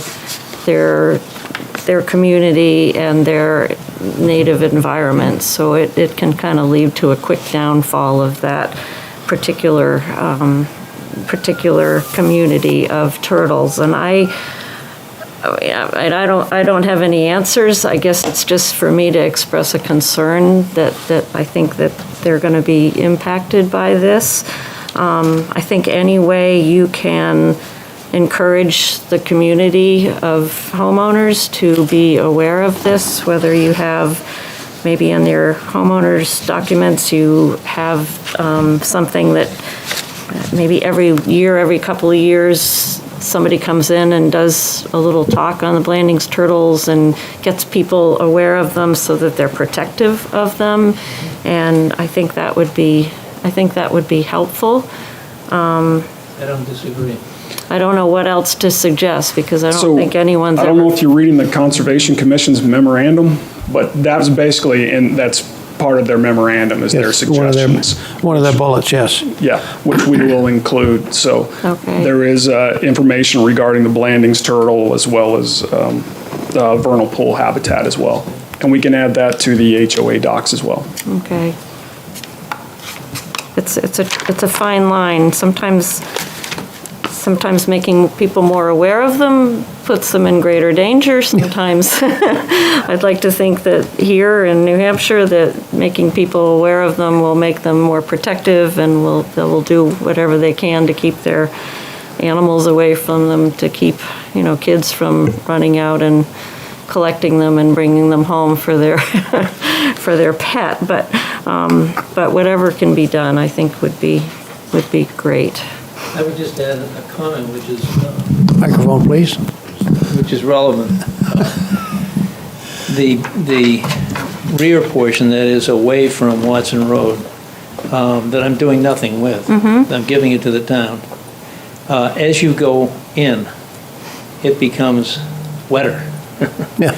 And it's not, all wet, but many of the things that you are interested in and you want to try to protect are located there.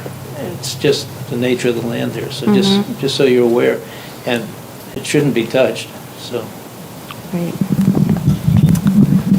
Thank you. Thank you.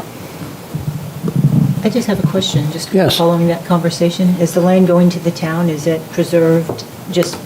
Or I don't know if this is up to the town or if it's a condition of transferring it to the town to keep it intact, just because. I'm giving it to the town, and my desire is that it be left the way it is.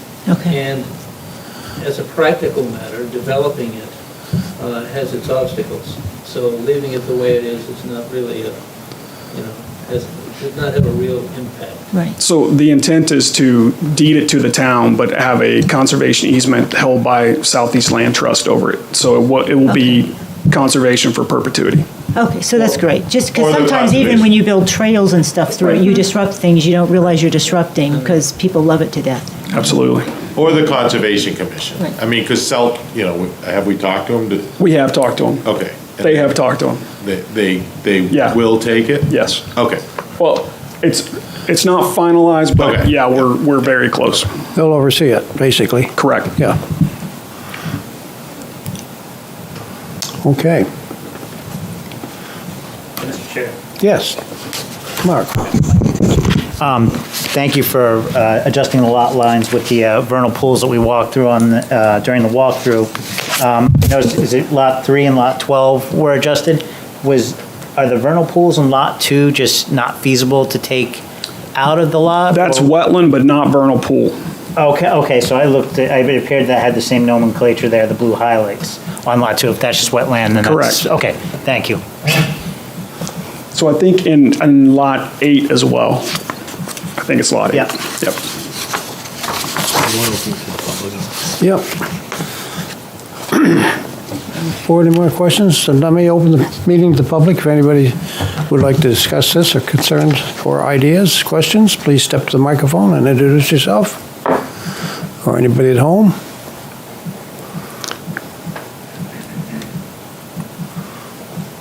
Well, we'll continue the meeting, give people time to call in.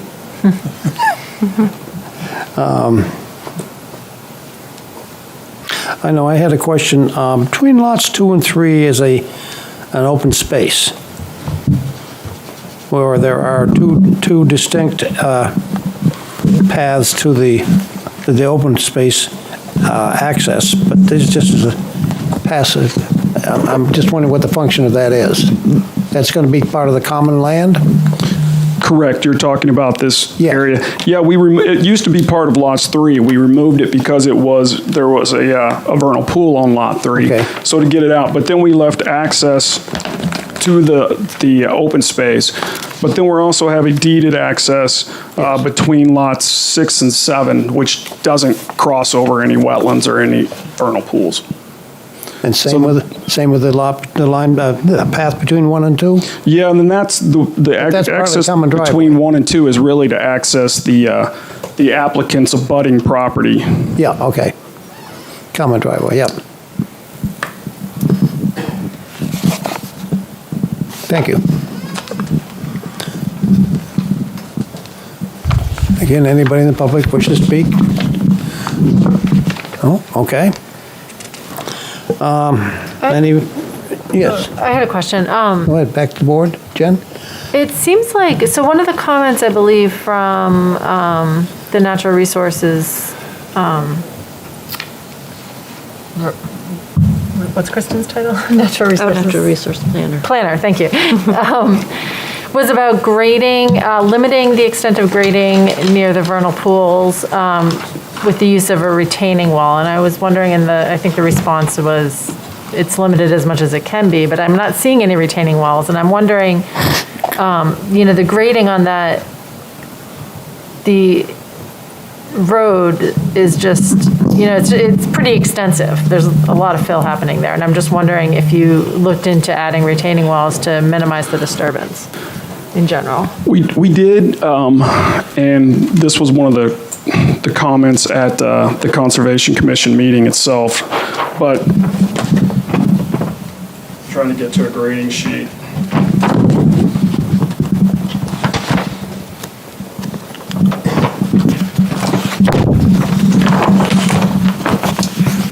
Most of the temporary impacts for the road grading occur right here at the entrance or, a couple hundred feet into, and on the other side, just a slight area. We're really not that close to the wetlands. We're only slightly in the buffers. So, and installing retaining walls off of the roadway is never a good idea for safety issues. So we would prefer to grade it out and then install or revegetate it with a conservation easement or conservation kind of soil mix that includes shrubbery and other things that will help protect the buffer after we've graded it out.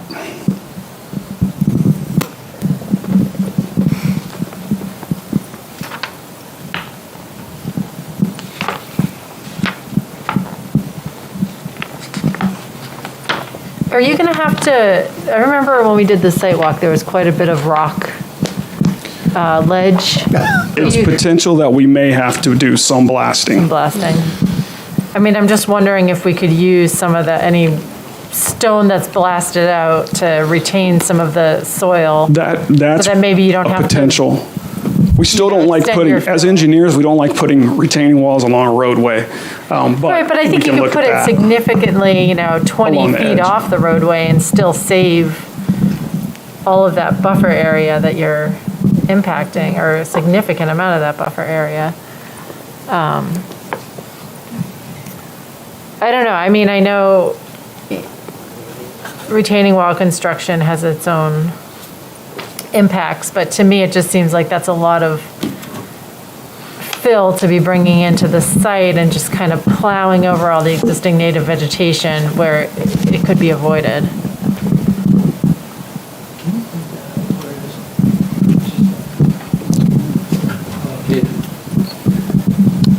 So it's hatched on your C3s, but it's basically this area and then a small area here.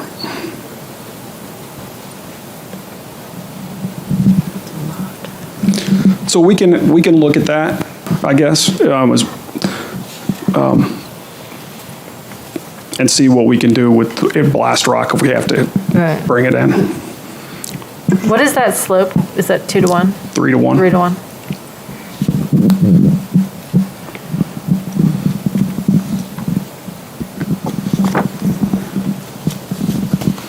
So you're suggesting, Jen, to, I'll say, shore up the edge of the fill so it doesn't go out as far? I see, okay. Or even, I mean, 3-to-1 slopes are the most stable, but like, could you use a different fill material and do a 2-to-1 slope?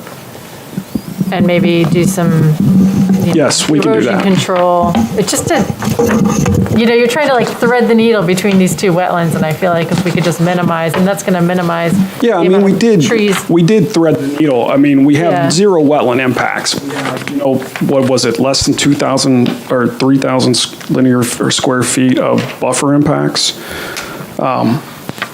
temporary buffer impacts. So we did thread the needle, I think, quite a bit. But I think we can go to 2-to-1 side slopes on that in that area in particular, and try to, if we do have to blast, maybe use some of that blast rock, and we can add that to the final plans indicating such.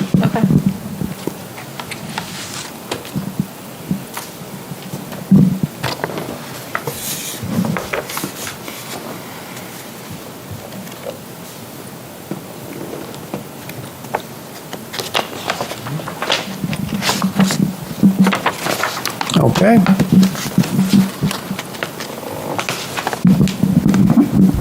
Other comments or concerns?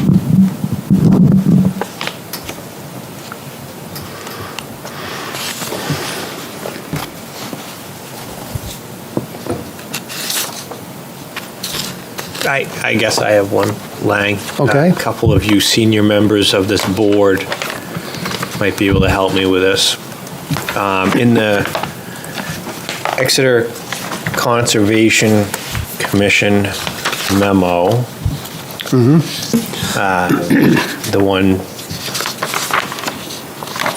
dated September 15th, they talk about homeowners association documents to include the requirement for an annual vernal pool education workshop similar to what was done for Forest Ridge, as well as a copy of the New Hampshire Fish and Game Vernal Pool Habitat Stewardship Brochure. So I am unfamiliar with that. Was anybody here when Forest Ridge went through? I was not here, but I live in Forest Ridge, Okay, and I'm on the HOA. you are. So Educate me. we do, not annually, but every few years, we have vernal pool education seminars, and we invite all the neighbors. And we've had Kristen Murphy come out, and people from Fish and Game, and the kids come out, and it's really fun. They usually do it in the spring when the vernal pools are full of water and eggs. And we look at the egg sacs, and we pull them out, and the kids touch them, and Cool. it's really cool. And I think it's a great way, not only to learn more about the environment that you live in,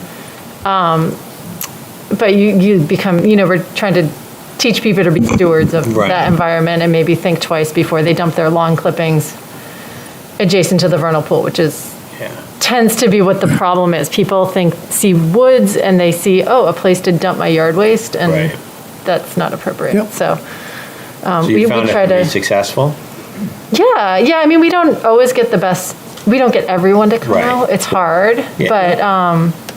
but yeah, we do get some people, and people talk about it, and then hopefully, everyone who goes is usually, I think we've done 2 since I've lived there, and people have really thought it was a great experience. So I'm glad it's something, because it wouldn't happen if we weren't required to do it probably. Yeah, So Right. I think it's a good thing to. Aaron, when I was in Florida, we did that with sea turtles. Oh, really? You had to have that as part of your meeting. We did it every year in certain communities. Obviously, they were on the Gulf of Mexico. We did that, and it was the best part of the HOA meeting. No one argued.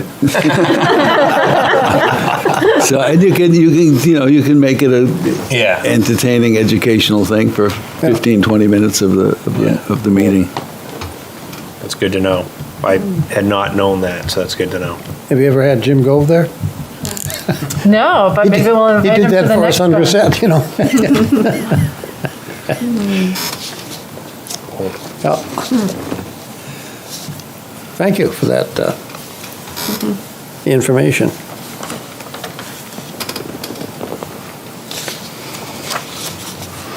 Well, would we like to deal with waiver motions?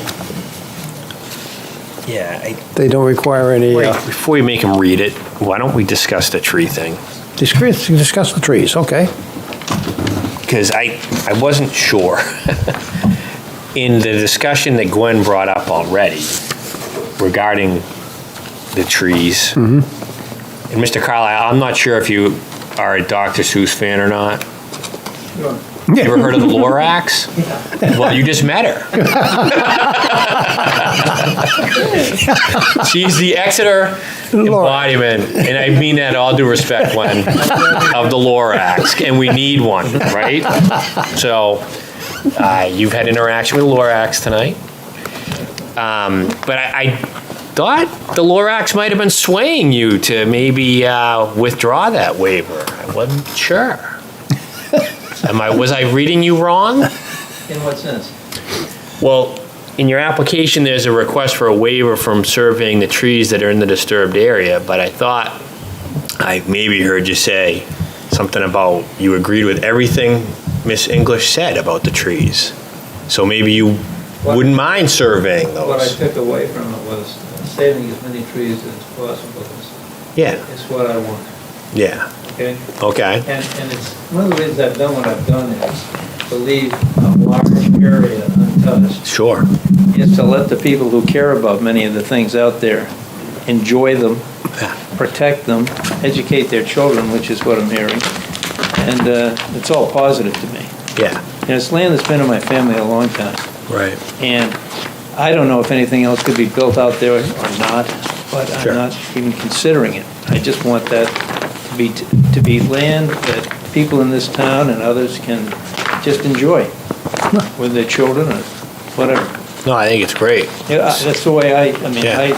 I started going out there with my dad when I was about 4 years old, so Yeah.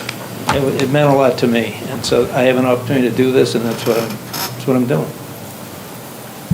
Okay, so I think Mr. Carlisle has a future in politics too. Yeah. I think he didn't really answer my question.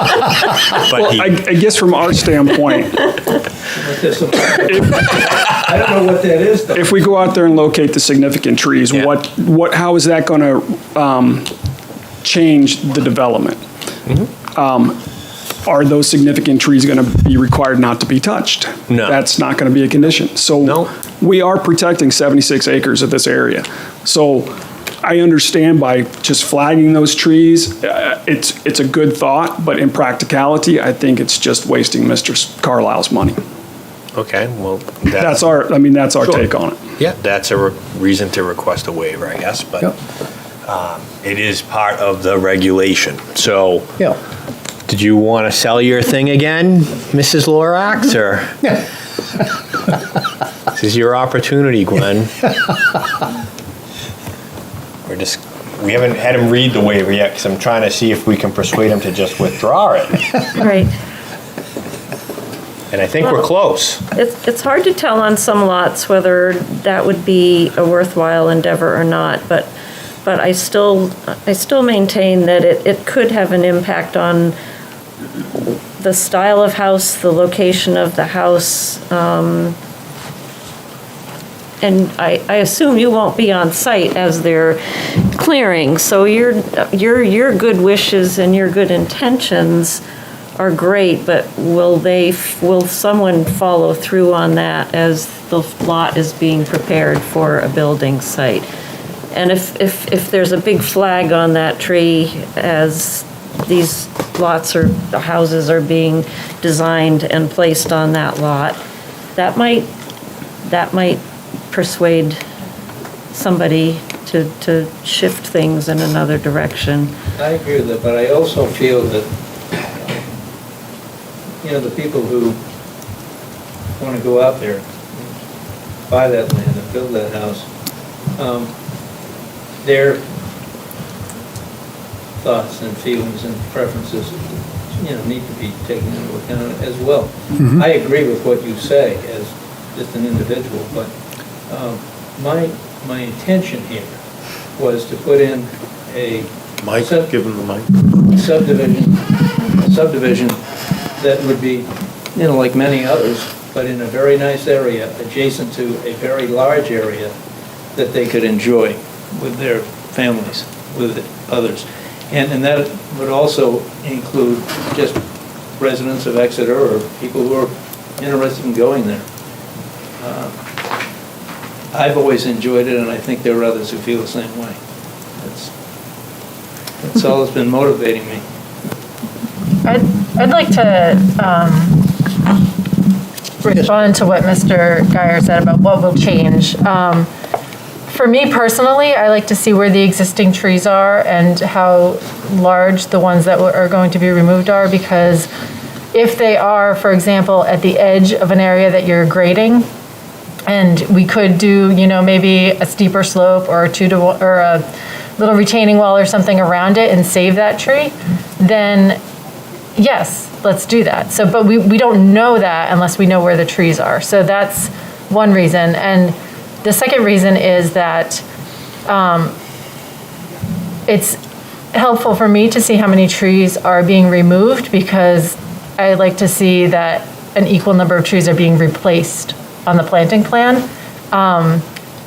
And like in this case, in this plan set, I'm not actually even seeing a planting plan. So that to me is a problem. I think, we'd like to know, like if we see that, 20 oak trees are being removed, I'd personally like to see 20 oak trees being planted somewhere in the subdivision.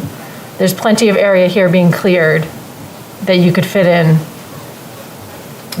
planting of 20 trees. So that's two ways that I use that information, and without the information, we can't properly evaluate the plan. So that's why I would not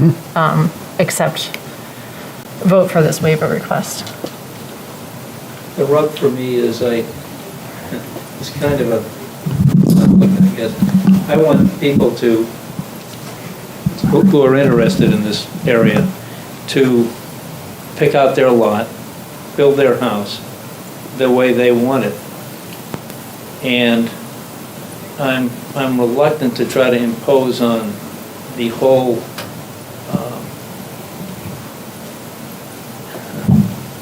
all of the lots requirements as to what they can and can't do. I am reluctant to do that. I don't want things that are harmful, but I also I want people to be able to have their own properties and make them the way they want to, as long as they're not bothering somebody else or breaching some restrictions. There is some common space on this plan, for example, inside of your landscaped island, inside of the turnaround, that I think there's opportunity to do some landscaping, or at least tell us what the plan is for that. Like right now, it's the landscape island. And that's not imposing anything on anyone's individual lots.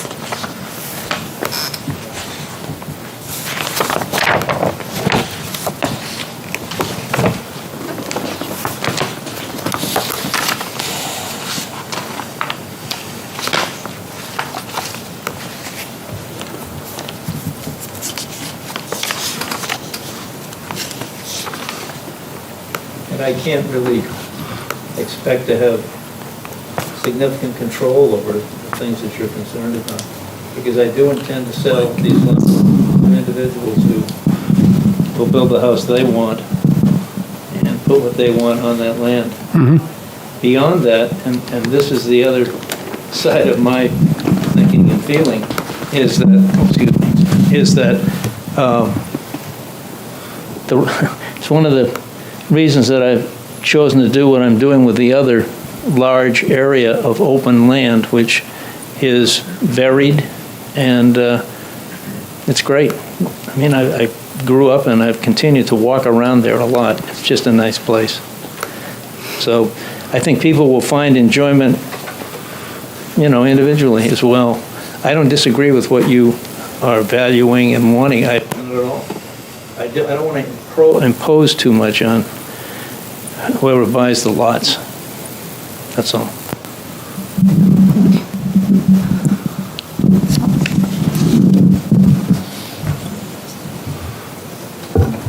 So I guess you want to start with that waiver request? Yeah, sure. Sorry, Gwen, I tried. Well, thank you. Okay, while we're on the topic, why don't we start with that waiver motion? Significant trees, 20 inches in diameter or greater, waiver motion. Anybody care to make that motion? Do you want him to read it? Sure. Want him to read the waiver? After reviewing, yeah, after. No. Oh, yes, sure, The applicant yes. usually reads their We waiver. can go through the waiver. Could you do that, findings. please? Yes, definitely. This is from subdivision regulation section 7.4.7 requiring the identification of significant trees. The first requirement is the granting of the waiver will not be detrimental to the public safety, health, or welfare or injurious to other property. And we do not believe that this waiver will be detrimental to the public safety, health, or welfare of other properties. Number two is the conditions upon which the request for a waiver is based are unique to the property for which the waiver is sought and are not applicable generally to other property. The project property is a large forested parcel that has been selectively cut through the years. As such, any development on the site will require the removal of a portion of forest, including significant trees. Therefore, the location and depiction of the significant trees we believe is unwarranted. Number three is because the particular physical surrounding shape or topographical conditions of the specific property involved, a particular hardship to the owner would result as distinguished from mere inconvenience if the strict letter of these regulations are carried out. The subject parcel is a large forested parcel, over 100 acres. The requirement of a location depiction of significant trees would create a hardship due to the cost involved. We understand that you don't have to mark the whole area, but the development area. And number four is the granting of the waiver will not be contrary to the spirit and intent of the regulations.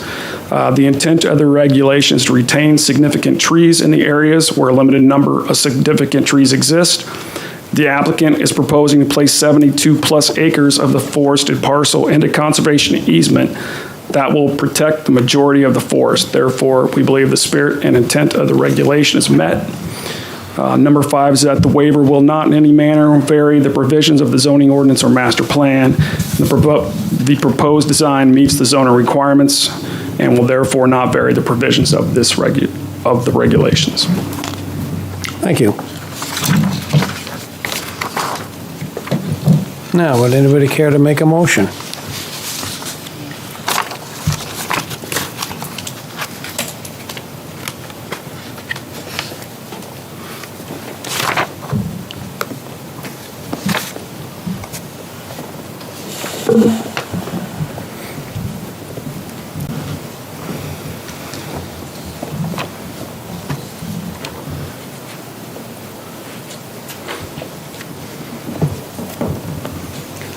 So I'm willing to discuss it further if nobody's ready to make a motion. Okay, Pete's ready to make a motion, I think? I can make a motion.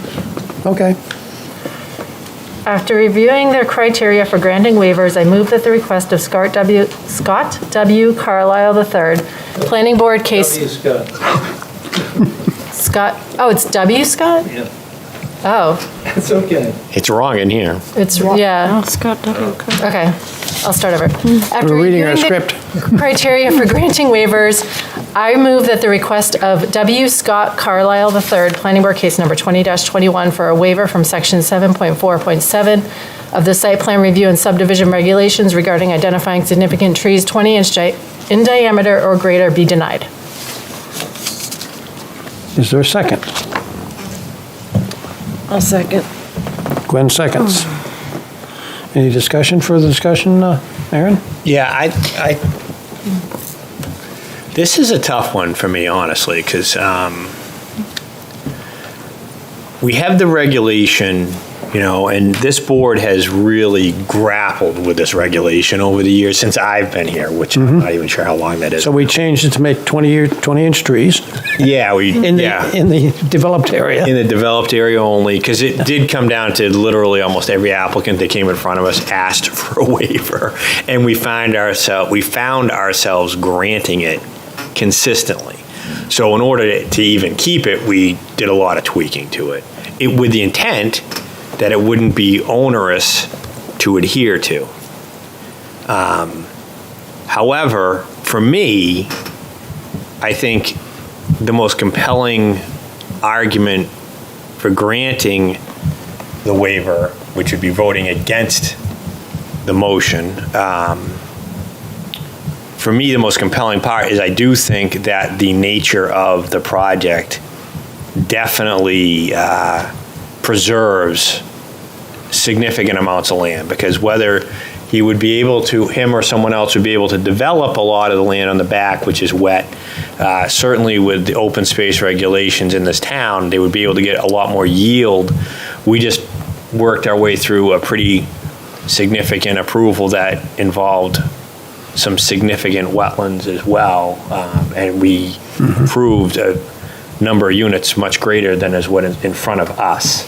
So for me personally, when someone comes and they put this kind of project in front of me, I try to get beyond process a little bit and say, well, what are we looking at? And when I see someone who's not motivated by the profit motive solely in front of us as a land use applicant, I like to reward that and be reasonable and more lenient as a board member than I might be for someone that's trying to inch every little unit they can and get as much development and do as intensive development on the land as possible. And that is clearly not the case with this application.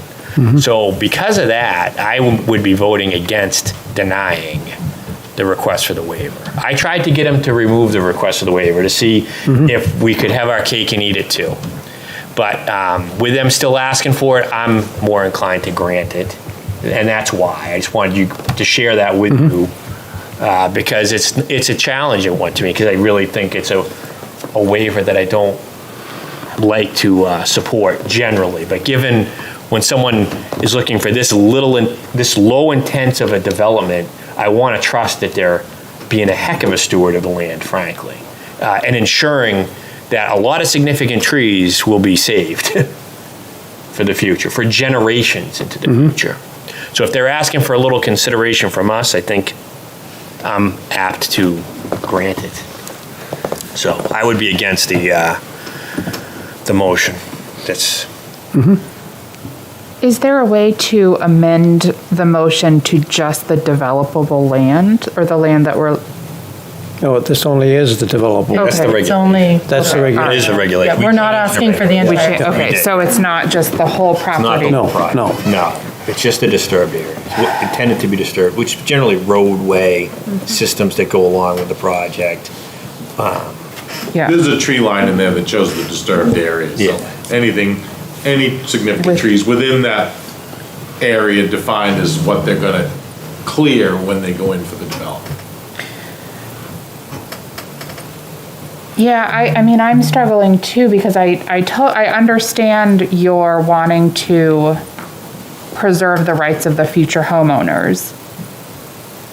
But then it's their decision, and then we don't have anything really to do with that. And so it's hard to then say, well, we trust you, and we trust that you are going to sell to people. But like, I don't know that it works that way. Like, where does the extension of trust in this, preserving the substantial trees that we've. It's not preserving. It's surveying. Well, no, I understand that, but like the potential for the preservation, or then the planting of new trees, or like we're giving up a lot of our power here in terms of requiring like plantings or, any sort of mitigation. So yeah, I mean, but I also can appreciate where you're coming from, and I appreciate your point of view here. I'm trying to get some balance here, Yeah. because I understand what you're saying. Microphone, please. I think he's allowed to speak right now. He's not allowed to There's an speak. additional, what is it, how many acres? Okay. You can go. No, go I ahead. think the mitigation is that he's giving well above the required open space into conservation. That's the mitigation we're asking for. So we're asking for a little bit to get a lot, is in our opinion. And as the vice chair's indicated, even though there's significant trees may be marked, that doesn't mean they have to be preserved. No, I understand that. And also, if they're not marked, doesn't mean they can't be preserved either. Right. I mean, I know what a significant tree looks like. You don't need to put a frickin' ribbon around it. And so does a conscientious homeowner too, by the way. I know, You know what I mean? but that's not who we're talking about people who might not even understand what they're looking at. Exactly. Okay. Yep. But how long are those ribbons gonna remain on the tree too? This is not easy, and I understand both sides. So can I Yes, just Jen. ask for a point of clarification on this regulation to Mr. Sharple? So we're talking about the limit of disturbance, that the entire person's lot is not considered a limit of within the limit of disturbance. The limit of disturbance is, to me, just the area that is being graded. Is it the area that's just being graded for the road, or is it the area that is? It's, Well, I assume what's that's, the best one to do it? I just had a plan that shows it's in a green, I think it's C3A maybe? it's green, it has a green tree line Yeah. with the wells on it. And you can see yep. that is the limit of disturbance. So it goes, outside the roadway, but also encompasses the lots and the houses and goes outside the septic systems Yep. and where the well locations. So that would be considered the limits of disturbance where the survey would be required. Okay, yeah, because you got to dig up for the leach field. There's also, like, this is for the subdivision on the plans, but then any future homeowner, they can go down the road 5 years, they Yeah. own the place. This is not a no cut, no disturb. right. Yeah. They want to extend and put a lawn in, then there's nothing stopping them from doing that. Right. So just to clarify, I mean, it's not like we're asking them to survey every single tree within the lot lines or anything like that. It's just every single tree within the limit of disturbance, which,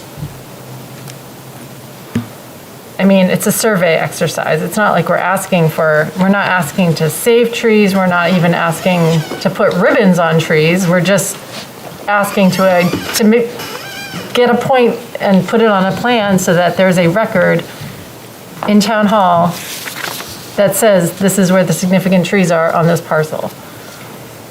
So that we as a planning board can look at this plan and really understand the impact of this development on this site. I can only share with you what I had, and that is, for the individual lots, I think that it should be left up to the owners. And I would be very surprised if this, terrific location is going to be abused much by them, whether they put more or fewer trees on their lots. And my other effort was to give 72 acres or whatever it is to the town so that as many people as possible could enjoy what's out there, because it won't be disturbed.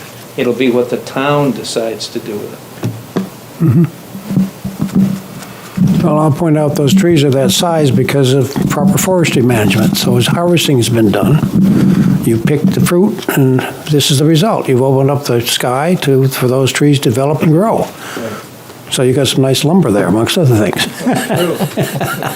Takes a few years to get them that big. It does seem to me that this is not a clear-cutting issue. This is an identification issue.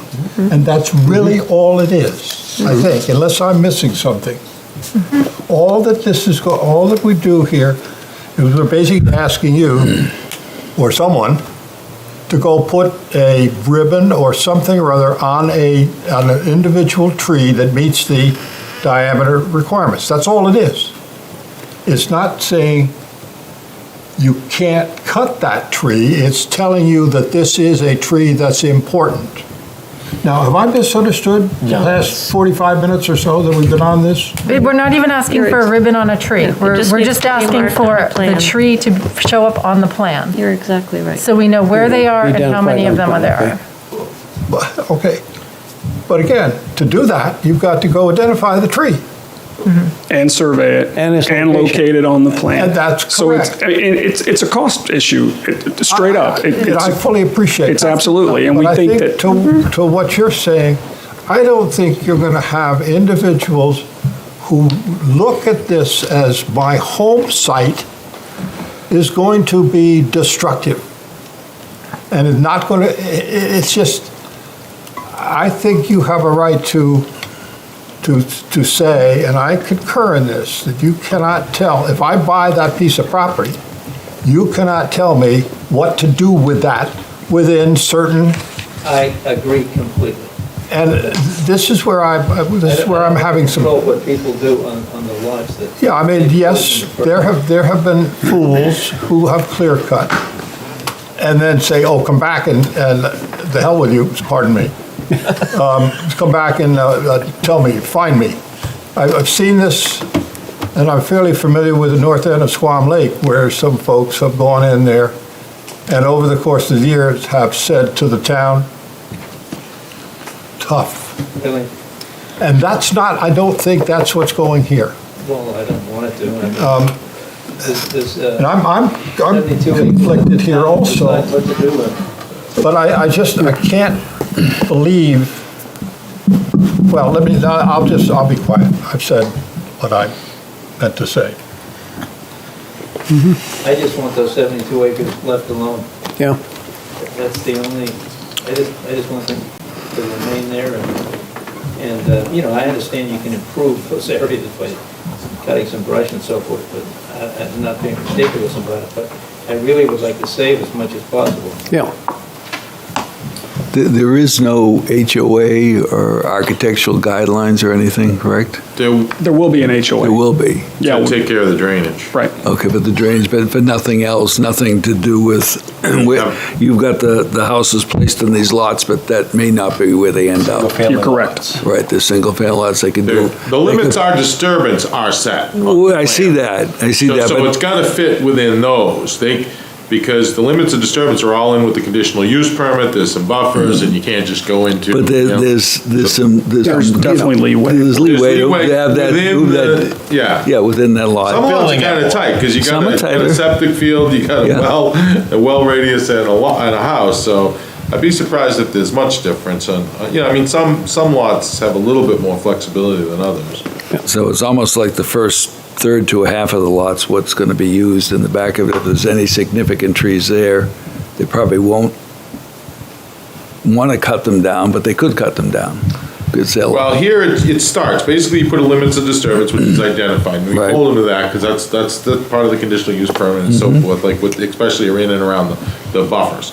But then as, homeowners, they usually tend to just leave it. Right. Like, there's not a lot of people that go in 5 years later and, bust up, but, it does happen. But you just start on a good, in a spot where we require that you flag that in the field, the limits of disturbance, and you stick to that at least with the initial building. And if it's in a buffer area and you're extending it further, then you're extending the impact further and you need to come to the planning board. Right. Or the Concom and the planning board to get a conditional use. And that's on most of these lots, except maybe like 11. It's like the only lot without a wetland buffer on it, but it touches it a little bit. Yeah. Mr. Chairman, do we have a second on this motion? Gwen did, yes. Then I'd like to call the question. Okay. All right, thank you. Then we'll do a roll call vote. So the motion, The motion Again, is, and correct me if I'm wrong, Jen, after reviewing the criteria for granting, wait a minute, we're talking trees. After reviewing the criteria for granting waivers, I move the request of W. Scott Carlisle III, Planning Board Case Number 20-21, for a waiver from Section 7.4.7 of the Site Plan Review and Subdivision Regulations regarding identifying the significant 20-inch in diameter or greater be denied. Is that correct? Correct. So, if you're voting in the affirmative, you're voting to deny it. Excuse me, yes. Affirmative is deny, and if you're in opposition to it, Then you're just denying the you're motion. you're denying the Denying motion. the motion. That's all you're doing. No, Denying just the motion. denying the motion, yes, yep. Any questions about that then? Okay, John, let's start with you. Just so I'm clear, I do want to deny the motion. You say yes. So you say yes. Yes. What's to Yes. deny the waiver? I want to deny the You're waiver. voting in opposition. Motion. Yeah, sorry, The waiver motion, okay? the waiver, Okay. the waiver request. I think I already voted. Yes. You I'm vote against the motion. So you vote no. Voting So, no. no, yes, no. no, yes. No, yes, no. I vote no. Wait a minute. That's I vote no. 4, I vote yes. Yes. yes. So that's, Hold on, I think John voted yes. Can we, Yeah, well, I'm against the motion, so whatever. you're against the, Yeah. you're He's against the against- waiver or you're against the motion? I'm He's against the against the motion. waiver motion. The motion No, is wait. to deny the waiver. The motion is to Well, it's deny called the right waiver, here. John. It's after 9. This means that we're denying the request. Like a double to- negative. It is. Yeah. Parliamentary rules. So this motion is to deny their request. yes. And if you support denying their request, then you vote yes. And I voted no. And you voted no. Okay. All right. We're good. I was confused by how you voted. good. What you said and what you voted. Then All right, that's so we are good. We got it 1, right. 2, 3, 4 no's. And three And yeses. 1, 2, 3 yeses. So the motion carries. No. Excuse me, excuse me. The motion. The motion is denied. Is denied. Thank The you. motion fails. Fails. To deny. This is a double reverse. We can Okay, do this, guys. All right, so the motion to deny the waiver Failed. fails. There we go. by a 4-3 vote. Yeah. Is that right? Is that what Yes. everybody That's right. agrees? Yep. Yeah. Just Yes. happened? Yes? Then let's do the converse Okay. and vote to grant their request. So somebody needs to Right, make you that made that motion? motion? Yes, All right. You want, I'm making that motion. Okay. it's in front of you, if you have your thing. You need your thing? The Okay, wording? You gotta do a new so, motion. Well, all right, start here. thank you. First sentence is the same. After reviewing the criteria for granting waivers, I move that the request of Scott W. Carlisle III, Planning Board Case 2021, for a waiver from Section 7.4.7 of the Site Plan Review and Subdivision Regulations regarding identifying significant trees 20 inches in diameter or greater be approved. I'll second that, and I'll just say that it is W. Scott Carlisle III. It's written wrong in our paperwork, Peter, but Sorry, I Yes. gave you He a corrected document. us. Did I do that wrong? you just read it. Did it correct? Yes. You read it right. Thank you. Yes. Lang was on the fly. He got it without it being changed. I think Jen got it right, too. All right, All we right, now we have. need to discuss this again? Added difficulty to the process. All right, we now have a motion on the table that has been seconded to approve this waiver. Yes. Yes. Do we all understand what's that about? Do we want to discuss that?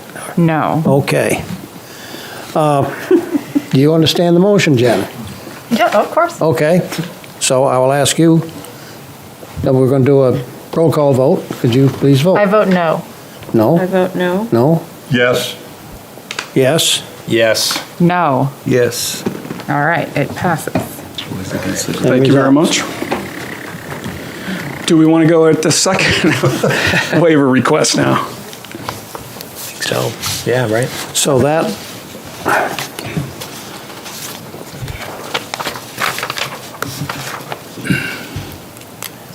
motion Have him read his, failed? that motion passed. passed. That motion passed, excuse me, yes. Waiver passed. The waiver passed. Waiver passed. Motion Significant to tree waive. waiver passed. Now he's asking you if he All right. should give you the waiver For request the for lines. survey. Property line. I don't think we can do any more motions on the tree. All right. So, Trees are, Trees are, survey property lines waiver motion.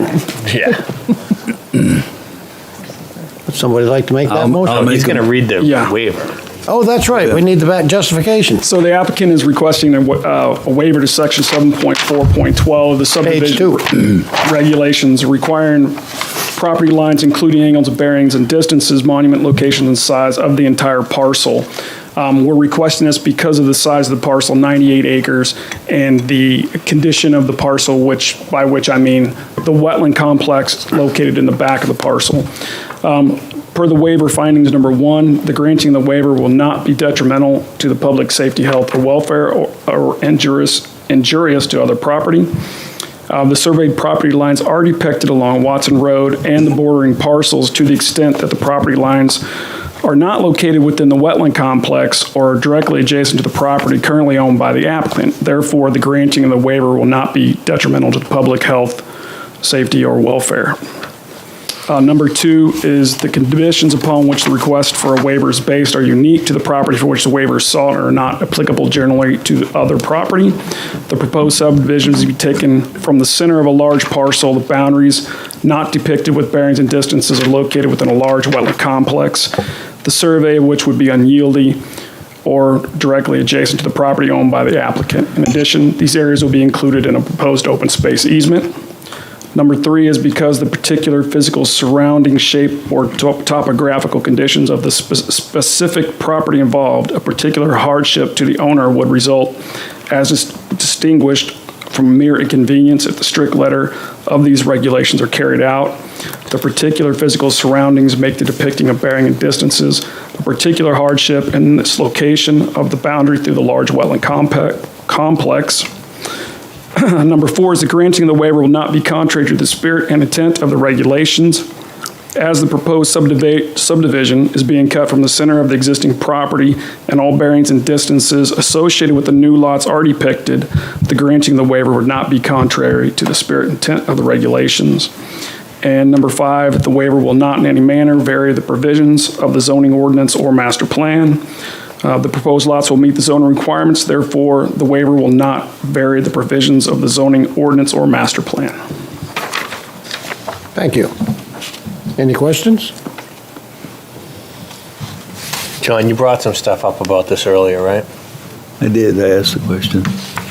Yeah, I did, but I got an answer. You're good with it? Yeah, I am. About the, Whether we would need to survey anything afterwards that, something they didn't do would be required to do later. And David gave us the answer. which was not likely. Not likely, exactly. Right, Dave? Well, I said if we choose to do, I don't see a reason, but I. And we own the land behind it already. Yeah. Okay. I mean, unless there's a reason to serve it. You don't serve it unless there's a No, that's what Especially out I was asking. in the Would there middle be of a a reason? wetland. Right. I don't think I'd close the public session, so I'm going to do that right now. Thank you.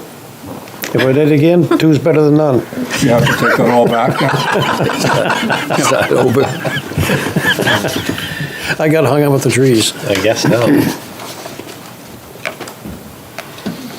I'm inclined to grant this. Does anybody have a compelling reason not to? All right, then I don't I'll think make so. a motion if you're ready for one. I'm ready for one. I'm looking for it, please. Okay, survey property lines waiver motion. After reviewing the criteria for granting waivers, I move that the request of W. Scott Carlisle III, Planning Board number 20-21 for a waiver from section 7.4.12 requiring surveyed property lines with angles, bearings, and distances be approved. Second. And thank you, John. Seconded by John. Any discussion? Roll call vote. John, let's start with you, please. Yes. And? Yes. Yes. Yes? Yes. Yes. Yes. Thank you very much.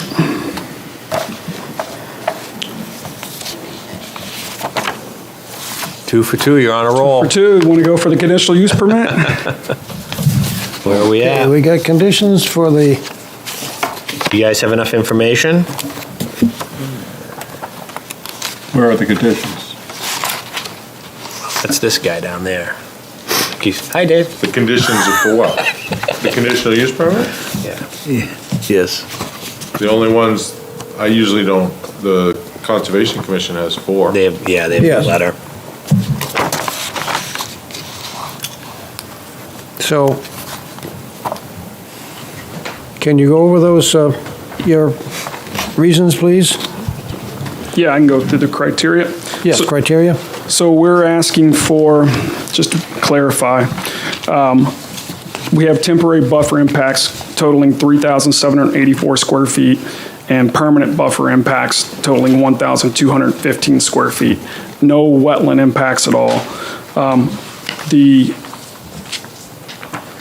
requirements of the conditional use permit are that, one, that the proposed use is permitted in the underlying zone district, and it is an open space residential subdivision which is permitted in the zone. Number two is that no alternative design which does not impact a wetland or wetland buffer, which has less detrimental impact on the wetland or wetland buffer is feasible.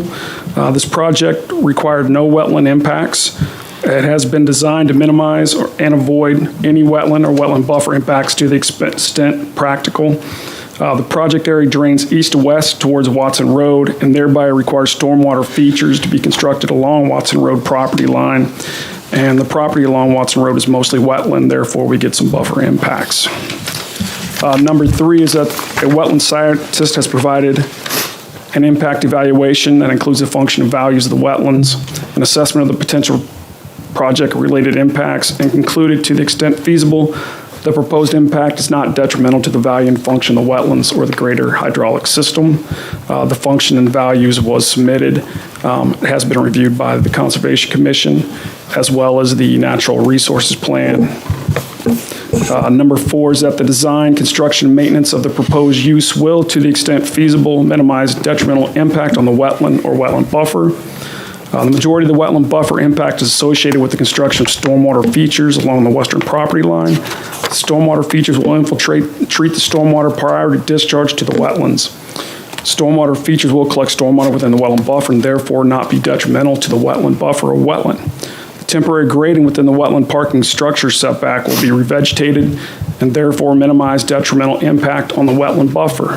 The revegetation will be completed utilizing New England roadside matrix upland seed mix, which includes shrub varieties and grasses to effectively revegetate the buffer in a natural state.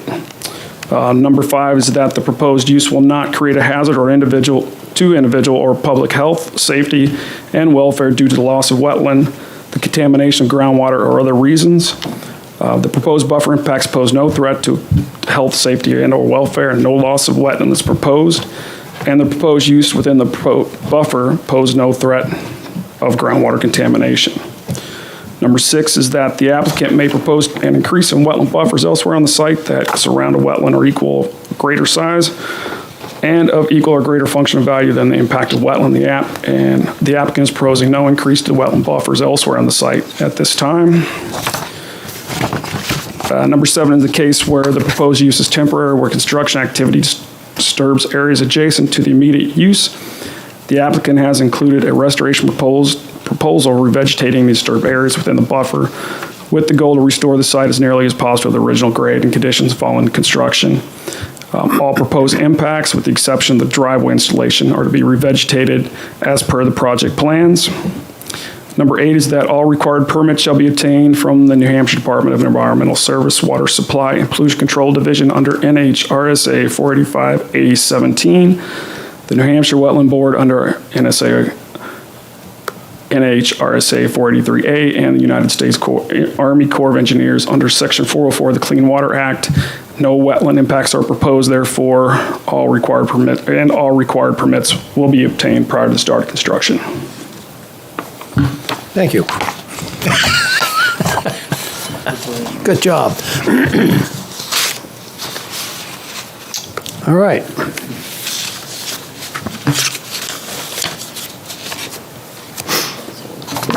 So, do you have some conditions then, Dave, for this particular motion? I do. Hold on, I'm just trying to pull something up.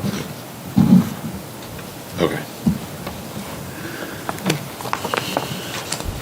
Well, We're still in the conditional use the permit. conditional use. It's right in the September 15, 2021 letter from Trevor Matera. Yes. And they recommended approval of the wetlands condition, use permit with the following conditions. Inclusion of the standard addressing identification and reporting information for Blanding's turtles and other relevant state protected species during construction related activities.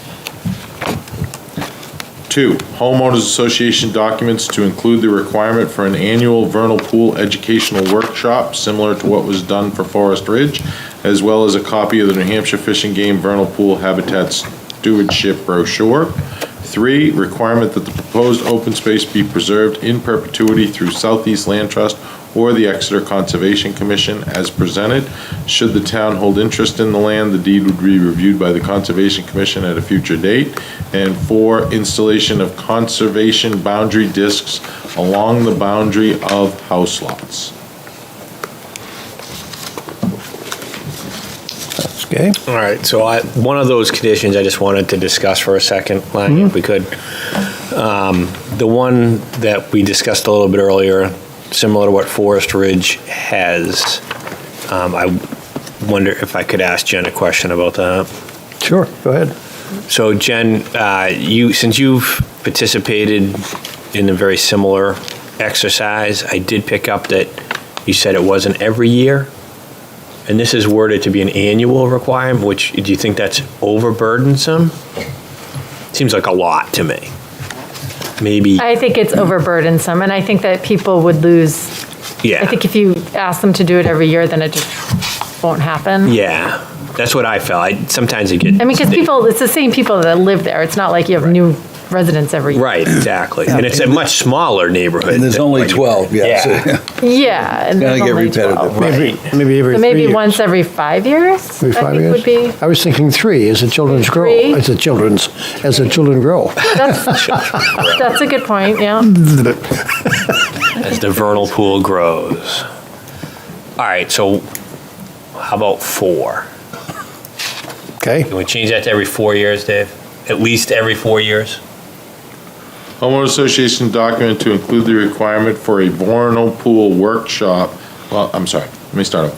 Homeowners association documents to include the requirement for a vernal pool educational workshop similar to what was done on Forest Ridge, a minimum of once every 4 years, as well as a copy of the New Hampshire Fish and Game Vernal Pool Habitat Stewardship Brochure. Can we include, I don't know if that necessarily includes Blanding's turtles. I think that would The be, Blandings was the first one. Yeah. oh, God, I gotta wake up. I'm not. Yeah, it is. It is included. Thank you. Well, no, Well, it's a little different. That's construction. that was stuff. construction-related activities, but the Blanding Turtles recommendation was in the first condition, but that wasn't part of the workshop. And I think it would be good to have it part of a workshop. Yeah, I don't know, well, it's not listed, but a vernal pool educational workshop, I don't know, could include Blanding It Turtles. could, but it might not. I just want to make sure that that gets included in a workshop. So you want a second But workshop? not limited to. Right. No, to make sure the educational vernal pool workshop includes Oh. information Yeah, thanks, Chris. about That's Blanding easy to Turtles. add to that Yes. bullet. Yeah.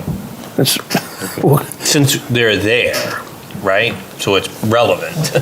What distinguishes a Blanding's turtle from just a plain old box turtle? You left out the part the planning board should be notified so they can attend. That's true, actually. That is a great point. Okay. That is a great point. It also made me think that, Jen, since you're living over there these days, we'll pick on you. Yeah. Maybe in the future, if you're still residing at Forest Ridge, if you guys are holding one, you would let the neighbors know. that Yeah, we not could that far. partner. Yeah, You because know. that would, and get more people out. And it's Right. the Yeah. same, very similar, Yeah. ecology. Right.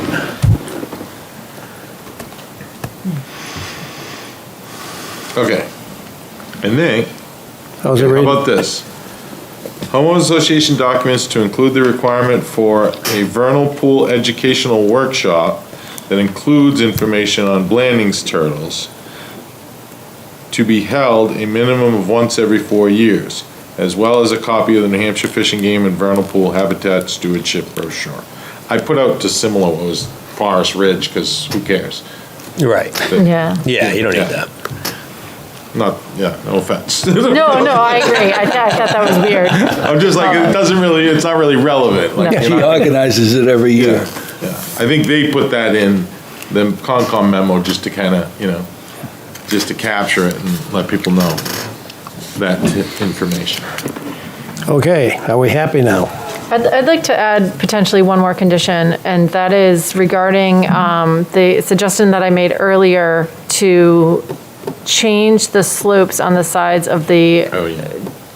road, either to make them more steep or to add some boulders to minimize the impact to the wetland buffer. I'm not sure how to word that in a waiver, or in a condition.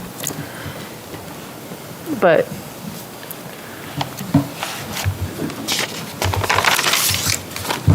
Dave looks like he knows what to do. The maestro's over there. Yeah. See? I'm trying, I'm getting a little fuzzy. A little punchy. Yeah, no, it's Getting late. been a long day. Increase the slopes Yes. along. It's only Cut me, 9:30. Mick. Cut me.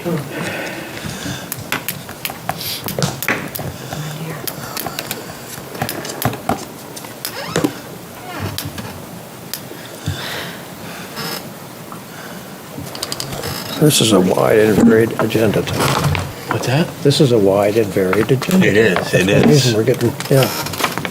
It's required a lot of thought. Yeah.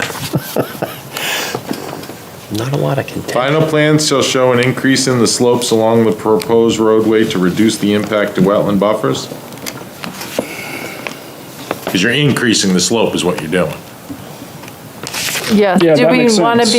be more specific, or? I don't know, I mean, it's, Well, we wanna what do you lim- say, 2-to-1 right now? Yeah, well, we don't want to go over 2-to-1, but we also want to limit it to the area of the wetland or buffer impact, which is basically the north side of the proposed road between station 250 and 450. I don't know if we want to get Well, that that's what specific. well, or I not. said reduce the impact to the wetland buffers, so obviously it wouldn't apply to somewhere where Yeah. there's no wetland buffer there. I mean, just a question. If you, is there a way to change that slope to 2-to-1 and just remove the need for this I condition? don't think we would be the- able to get out all. You don't think you'd be able to No. get out of there? Okay. Yeah, I would say, let's just reduce it. Increase the slope to reduce the impact.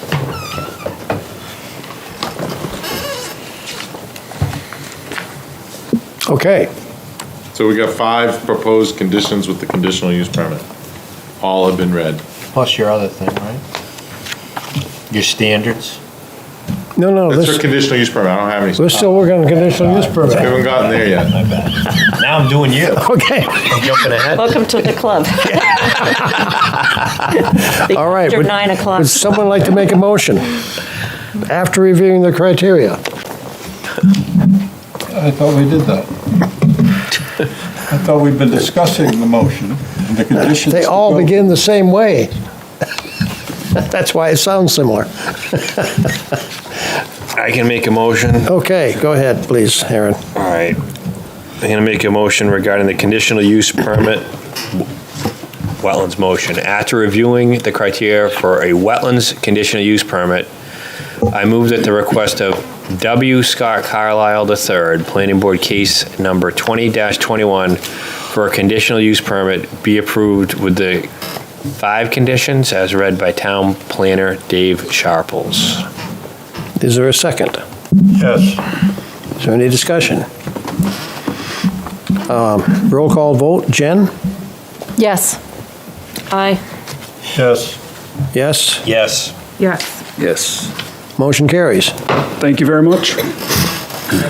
Yes. Again, Almost there. we're almost there. Mr. Sharples, have you conditions for, I do, the standard ones. oh,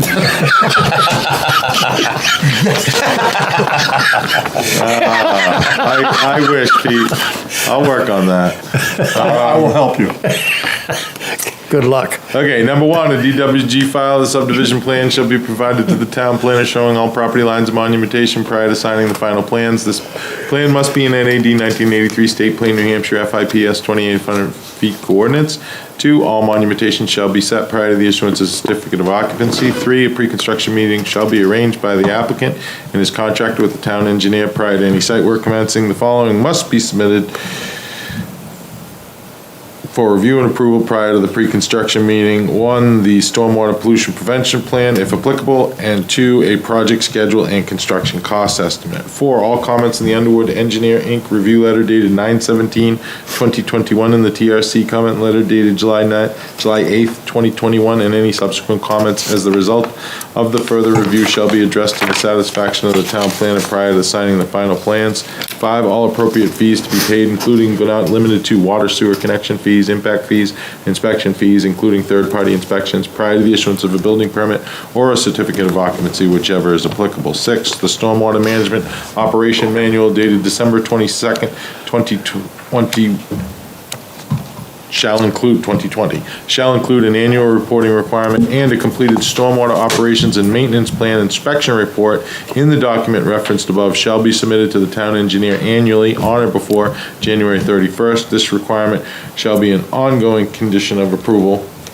and noted in the HOA docs, or the homeowners association docs. 7, all applicable state permit approvals numbers shall be noted on the final plans. 8, all HOA documents or other legal instrument regarding maintenance of the drainage features outside the public road shall be submitted to the town planner for review and approval prior to signing the final plans. The document shall include language regarding the annual reporting requirement set forth in condition 6 above. In the event the town planner deems that review is needed by the town attorney, this review shall be at the applicant's expense. 9, the limit of cut/disturbance shall be flagged in the field prior to any site work, and these flags shall be maintained until a certificate of occupancy is issued. 10, if determined applicable by the Exeter Department of Public Works, the applicant shall submit the land use and stormwater management information about the project using the PTAP online municipal tracking tool. The PTAP submittal must be accepted by DPW prior to the pre-construction meeting. 11, the applicant shall submit proposed names of the proposed roadway to the E911 committee for review in accordance with the town ordinance chapter 14. The street name shall be adopted prior to the issuance of a certificate of occupancy for any units. 12, assurances for completion of all proposed public improvements shall be provided in accordance with section 12 of the site plan review and subdivision regulations prior to any site work. And 13, the proposed open space shall be deeded to the town in accordance with the plan. This shall be completed prior to the issuance of a building permit for any dwelling unit or structure. That's We all. all set with those? Any others we wanted to add? I have a couple of questions. Couple of questions. Go ahead. Gwen? And I'm sorry I didn't catch this earlier, but in looking at the plan, is there just one light on the property? It's on the cul-de-sac, that's the only one? None at the entrance? And there's no landscaping plans, so your cul-de-sac does mention landscaping, but you don't have anything outlined on that plan as to what you're planning on putting in that cul-de-sac area. And I don't know if you're proposing anything at the entrance or if there are any street trees being proposed for the 11 properties or 12 properties. I don't at this time. Okay, we need to see something for the Any of the cul-de-sac, though. That is proposed to be a public roadway? We don't require landscaping in the cul-de-sac? Or do we? Nothing specific on that. It's more throughout the site, so it would be up to you folks to determine something like that, but they're not proposing, they don't have anything proposed. Right, well, I know. Basically, it's a grassed, New Hampshire island. grass. Not weeds. Not Be New nice Hampshire to highway see weeds, something please. planted in there, so it's not just a empty circle, like a, Wildflowers would be nice there. Daisies and all that good stuff, yeah. there's a raised cul-de-sac in Blackford Place that's elevated so that it doesn't get affected when you're plowing, but there are 3 think crabapple trees, and it's just attractive. It's much nicer to look at than just a barren circle at the end of the road. I mean, sometimes those are,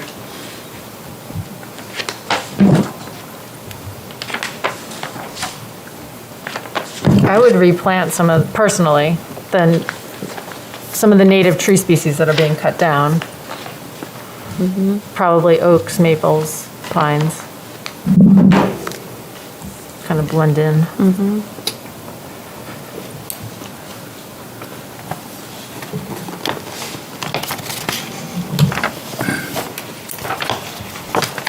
I'll interject a little bit of levity here.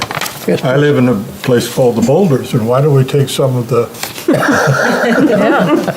some of that's been produced from the blasting well, and those make are a little. attractive. You can And do just a- find a nice boulder, there's gotta be one there, and put it there, and the I'm kids will sorry, climb that- over it. and- That was unnecessary. I believe if you wanted to add a condition that we add additional landscaping in the cul-de-sac head, that we wouldn't be in opposition to that.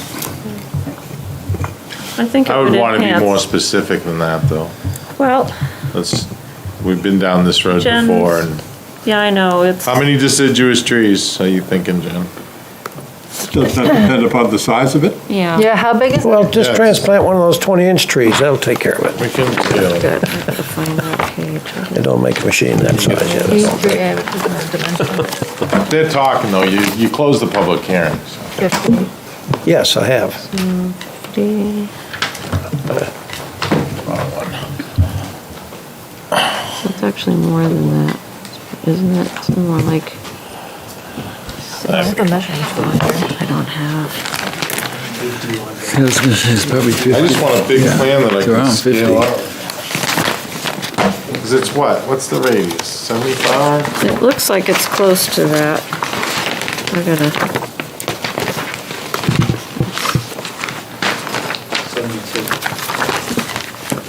70?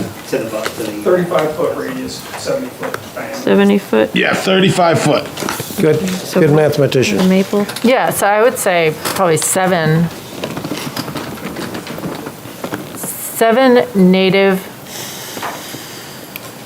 trees of,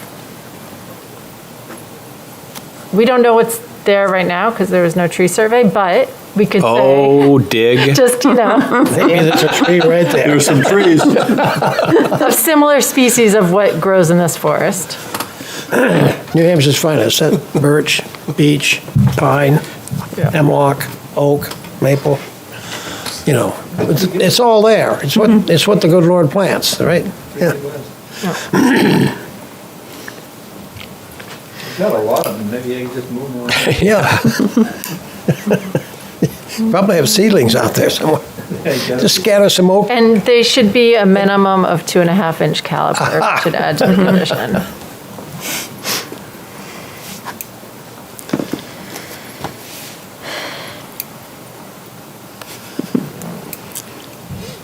Scott, are you thinking about how pretty that's gonna look? So then, would it be, Jen, the landscaped island within the cul-de-sac shall be planted with a minimum of 7 native trees, minimum 2.5-inch DBH that are found elsewhere on the parcel? Is that? Of similar species, yeah. Well, similar species. Well, Yeah, of the okay. same species that are found, Yeah, that's what I kind of meant. Yeah. that are found, Same. yeah. indigenous species, maybe. Yeah, I would say 2.5-inch caliber. Yeah. DBH, diameter breast height? DBH is measurement of tree that's existing. Oh, I'm sorry. Calipers, I'm sorry, tree in I'm a sorry, you're nursery. right, right, it is getting late, Yeah, caliper, yeah, all right. Just don't touch it. Leave what's there. There. Yeah, that's great.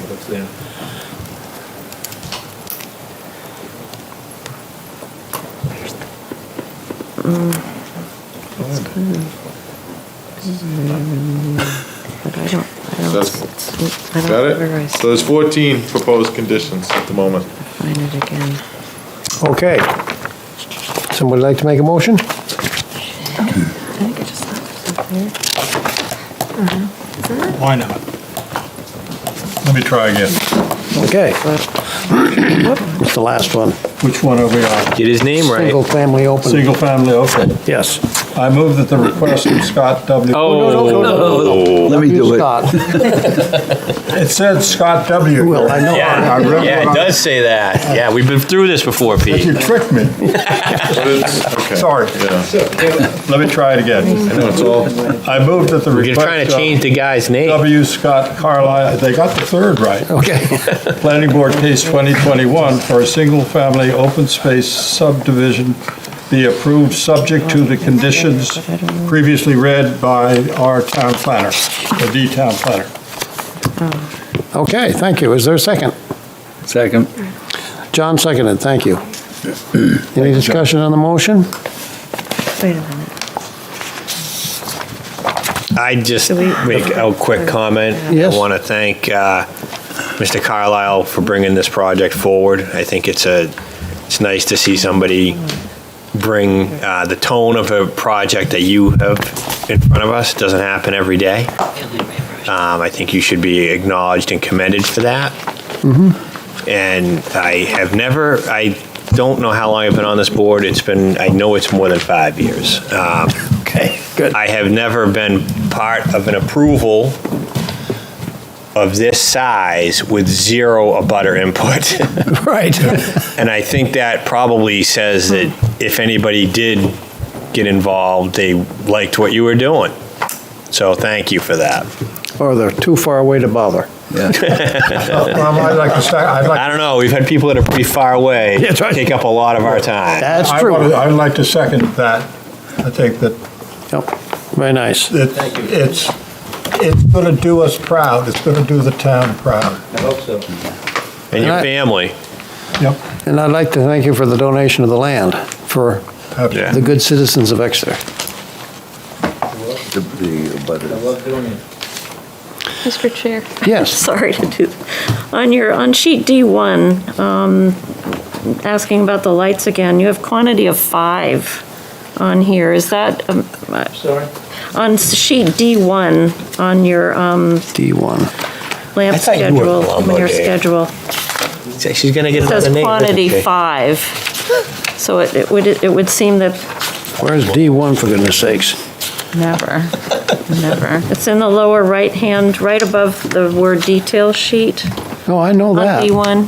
Now I'm into Ps. So right, Oh, here it is, way down, okay. I'm sorry, you're looking at sheet D. so D1 and quantity 5. Oh, that's. So it's typo. just, okay, I just wanted to make sure. So it's just 1. Oh, I see. So should you amend your motion? Very small 5. That was a joke. That was a joke. We make this a condition? No more than. Okay, well, I'm still waiting for a motion, I Yeah, believe. you have a motion. I have a and motion. we were discussing. No, and we have a second, And that's I- right. and I We're did a discussing little- it, excuse me. Thank you. Chairman got himself lost here. Any other discussion? Then I'll call for a roll call vote. John, let's start with you. Yes. Yes. Yes. Yes? affirmative. Yes. I'm going to abstain from voting because I don't feel like I have Okay. the proper information to vote on this. 6 yes and 1 abstention. It carries. Thank you again very much. Board very much. Congratulations. Thank you. Moving right along. It's not always best to go last. Sometimes it works. Okay, that's that. Let's see now. We got this one and this one. Proposed retail motor fuel That's, outlet. that this one here? No, that's this one here. All right. Significant trees. Public hearing on the application of Nora Energy Corporation for the review of the required plan changes outlined in the condition number 14 of the conditional proof granted by the Planning Board of July 29, 2021, for the proposed redevelopment of property located at 158 Epping Road. Proposal includes new retail motor fuel outlet, convenience store with drive-through and fueling canopy with 6 islands, and a car wash building with vacuum island spaces. Property is located at the C3 Epping Highway Commercial Zoning District and is identified as tax map parcel number 47-1-2. It's planning case number 21-4, and this is the first time we've had somebody come back and follow through with a condition we set. But they said they would do it, and here they are. And Dave, do you have anything else to add? I do. The applicant appeared before the board at its July 1st, 2021 meeting for their initial presentation on the plans. We had a site walk as well. And July 29th meeting, the applicant was granted conditional site plan approval and subject to returning to the board with revised plans depicting the board's discussion on the following. So there were 6 issues raised by the board that they would like to back. 1 was relocation of the intersection. 2 was elimination of left-hand turns onto Epping Road and the southerly axis except for tractor trailer trucks. 3, a pedestrian access plan with a sidewalk along the Epping Road frontage. 4, the addition of shade trees along the Epping Road frontage. And 5, the widening of the landscape strip from 8 to 10 feet and exterior lighting on dimmers to reduce in intensity after hours. I did include the decision letter that you gave that included these items. And the applicant submitted revised site plans and supporting documents dated September 8th, addressing the conditions of approval as outlined in the applicant, as I just referenced. And the applicant also submitted a response letter to UEI that I enclosed, and UEI provided their final sign off and via email that I enclosed. They have no further comments, so UEI is done. I also, there was a couple of relocation of the intersection, elimination of left-hand turn lanes, and the pedestrian access plan all kind of fed into the VHB's traffic review.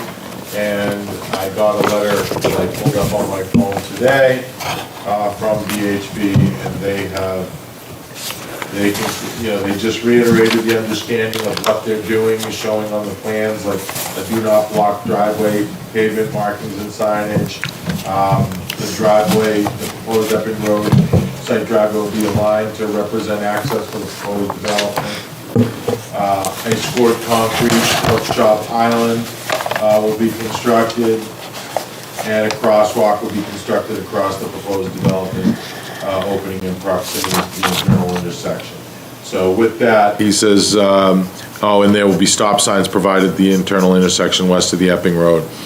And this letter should conclude our traffic peer review for the proposed retail motor fuel outlet to be located at 158 Epping Road. So they have concluded their review as well. And I have no suggested conditions of approval since it's just basically going over. It's responding to it. Those 6 items. Okay, thank you. Thank you for your patience, by the way. Absolutely. We certainly had a variety of cases that some of you witnessed tonight. I hope you enjoyed that. Now the floor is yours. Absolutely. Thank you, Mr. Chairman. For the record, Chris Tamula, I'm a project manager with Green & Peterson. We're located out of Salem, New Hampshire. Dave did a pretty good job in really essentially outlining what I was going to talk about.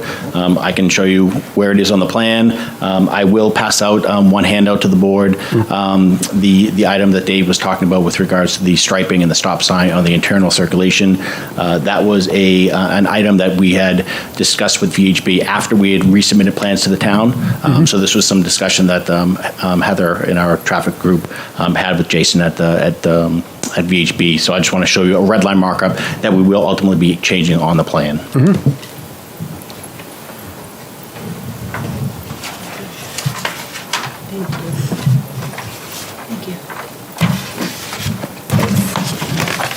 Thanks, Chris. Thank you, sir. Thank you. Thank you. That replaces it, page here. Thank you. Oh, I see. Yep. Ah, good idea. So I do apologize for providing small plans, but as you are well aware, I did like to save a tree. Good. So you can. Look what you've done. How big? Look what you have done. What's that? And I did read the Lorax. I do have a son. And so obviously on the handout, you can see it's not shown in this current plan, but the area that we're talking with the striping is in this general area and this general area. And again, we will add those to the final plan. So with regards to the changes to the plan since we last met, so this area here along the front site, that was increased from 8 feet to 10 feet. We've added the pork chop island and the no left turn except for tractor trailers. We have the sign shown on our sign legend as well as the stop signs and everything shown on the plan view. We added 3 street trees along the front of the property line.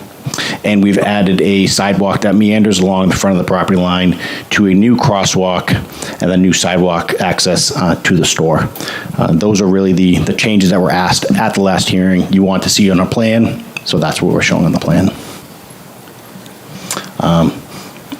Very brief, very quick. I'd be happy to answer any questions. Did you also, it appears to me you've got a potential sidewalk connection. Yeah, so we... Go ahead. Yeah, so we had discussions with Dave with regards to the future sidewalk connection that the town would be providing. So what we're showing on the plan is the sidewalk that we're building, and then the dashed sidewalk is potential future sidewalk improvements that the town would ultimately connect into our sidewalk system. So we're not proposing those dashed sidewalks and sidewalk connection points. It's just a solid line along the front of our property. So, all right. So what about the dashed lines between the islands?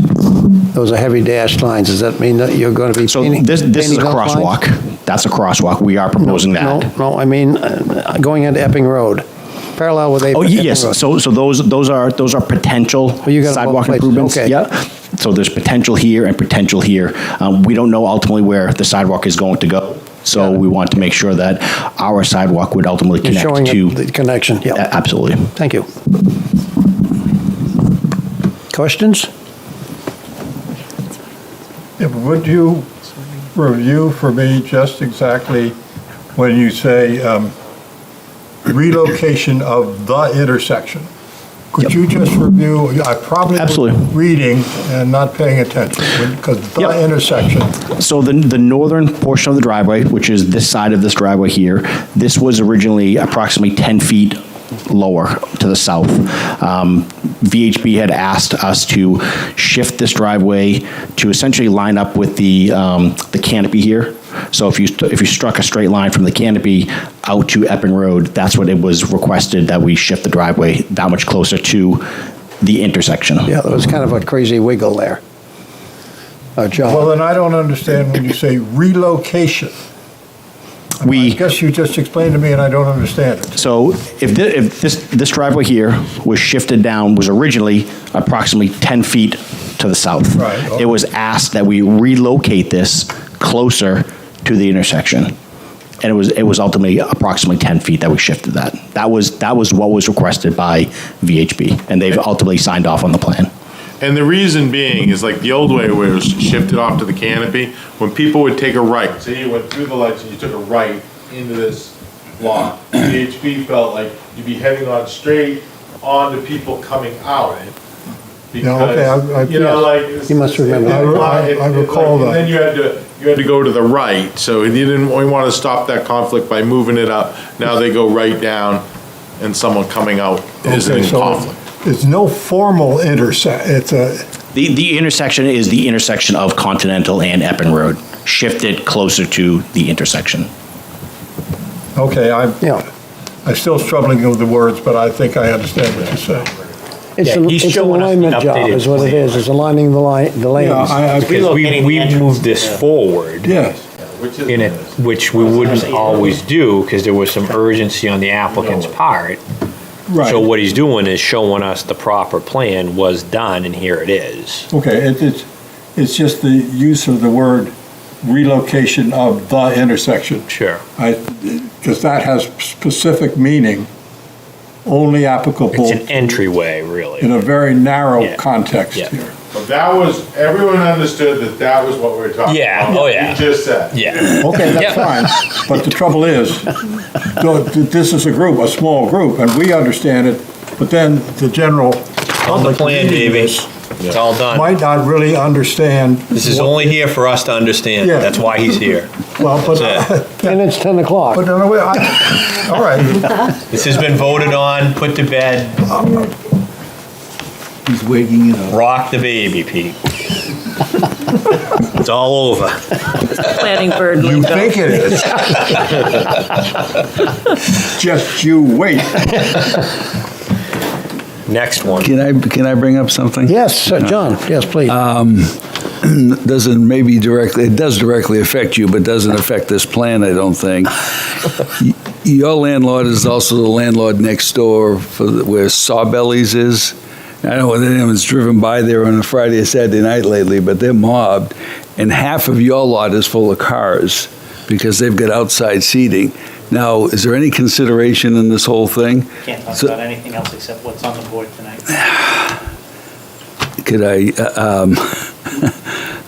They're gonna have control over it. yeah, they're gonna have to deal with it, but I mean, the town's aware of it. There's a potential issue, maybe. Yeah, there's more than one of those. Yeah, I mean, I was just, the old neighborhood brew pub wasn't, there'd be 10 cars there, but it looks like there's 50 or 60 at this new place, so just a thought, threw it out there.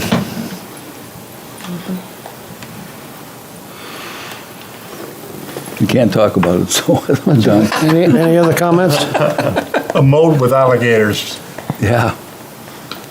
We're gonna let this guy go, or what? Yes, I'm looking for a motion. What's the motion gonna be? I moved that he let me go. No. We have a motion. They've satisfied condition number 14?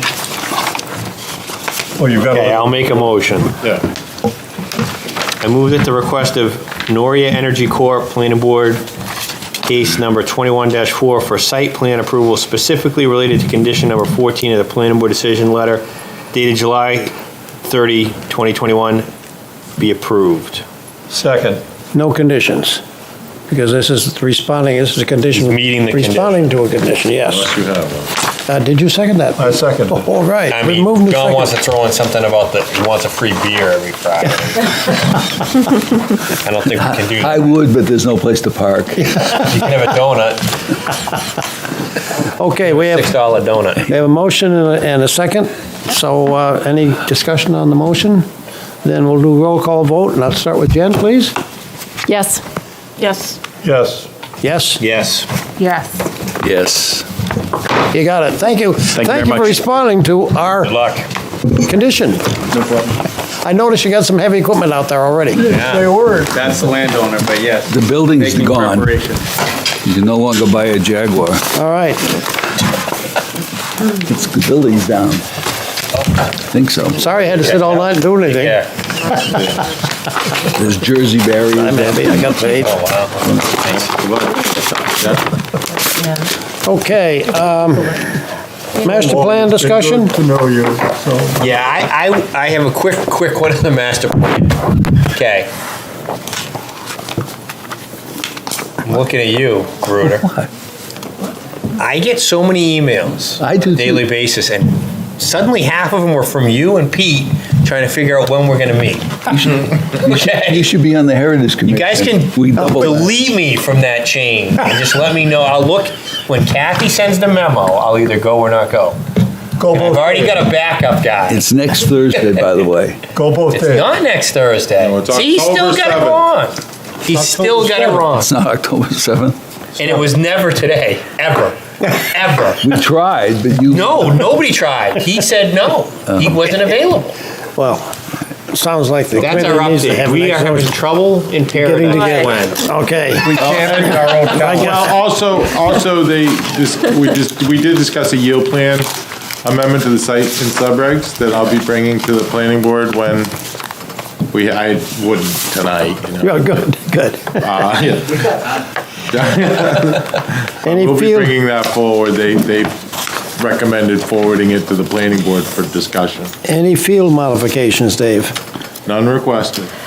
Okay, and credit or releases, reductions or releases? No. We got a nice thing from the Department of Environmental Services, I guess for our information. Yeah. I think I'd like to point out that Nancy, I think we've got some very important meetings coming up We have. on the Housing Advisory Committee. We actually have extra meetings because of it. Yes. If you'd like me to, everyone's tired, Keith, but, so for since January, or I should say since February, we've had several businesses, Chamber of Commerce's, regional economic development directors, and I apologize, I'm a little tired and wasn't prepared for this. We have had some repetitive things said to us, but it's all about workforce housing and employers and their concerns about maintaining businesses and what might we be able to get together and come up with some solutions. There's not just going to be one. But it's not just an Exeter problem. It is basically our region. The whole fair share discussion, Exeter has a good eclectic housing stock, but some of our surrounding towns don't. So we're trying to find ways of opening up discussion, and so we're planning tentatively for a roundtable discussion in January. I believe it's January 22nd. Yes. The tentative date, I reserved it for the town hall. And we meet the second Friday of every month, but we're now going to meet the second Friday and the fourth, so Thanksgiving, Christmas, we'll have to look at that schedule. We have a draft agenda, and we are working on a list of attendees that will include, I really don't want to get into who it's going to include because we haven't kind of come up with that list yet, but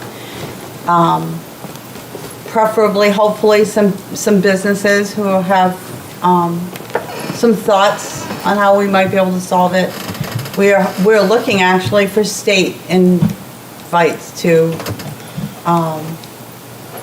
so I'm sorry, I'm starting to get a little drifting off here. So anyway, the idea is it's an Exeter problem, but it's an Exeter immediate neighbor problem, a regional problem, and a state problem. So we're trying to just have an open discussion about ways that we can work on workforce housing. Good, good. And encourage it. Yeah.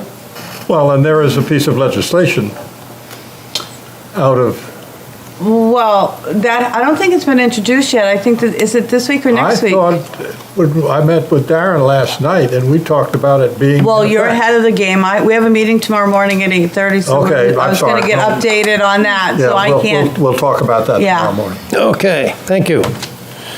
Just an observation, as I went out Epping Road, I noticed that the child care center next to Aroma Joe's is under construction. Oh, finally. Take a big pile of dirt and equipment out there. Yep. So, that's What was the happening. name of that little place? Primrose. Primrose, that's what I. Primrose, that's I couldn't right. remember that last night. Day school. Day school. Day school. I wonder if that got delayed because of COPE? Probably, huh? Because we approved that a while ago. 9 months. And they're not a small company. Have we got a motion? I'll make a motion to adjourn. Oh, that's good. We stand adjourned. Thank you. Have you been up and seen the house under the steel house? Sorry about that.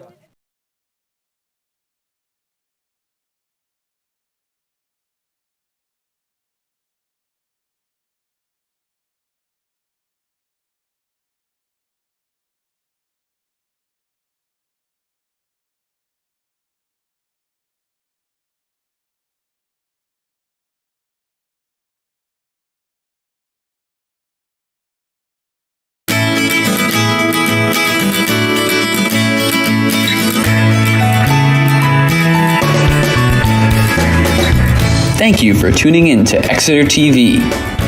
Exeter TV is the town's public and government access channels, available on Comcast channels 98 and 22. Channel 98 is your channel. If you have an idea for a program, want to host your own talk show, or submit a film, we're here to get your content on television. On Channel 22, we bring you live and replay coverage of government meetings and other town updates. A third channel, Blue Hawk Media, is operated by SAU 16 and can be found on Channel 13, with all your school sports, events, and meetings. You can watch Exeter TV online at exeternh.tv, Apple TV, and on Roku. Find us on social media for extra content. Subscribe to our YouTube channel and hit the bell to get notified about live streams and new content. Tune in to our platforms every other Friday to watch the Exeter Biweekly Report, with recaps of recent events, updates from town departments, and messages from nonprofits in your area. If you head to our website, exeternh.tv, we invite you to sign up to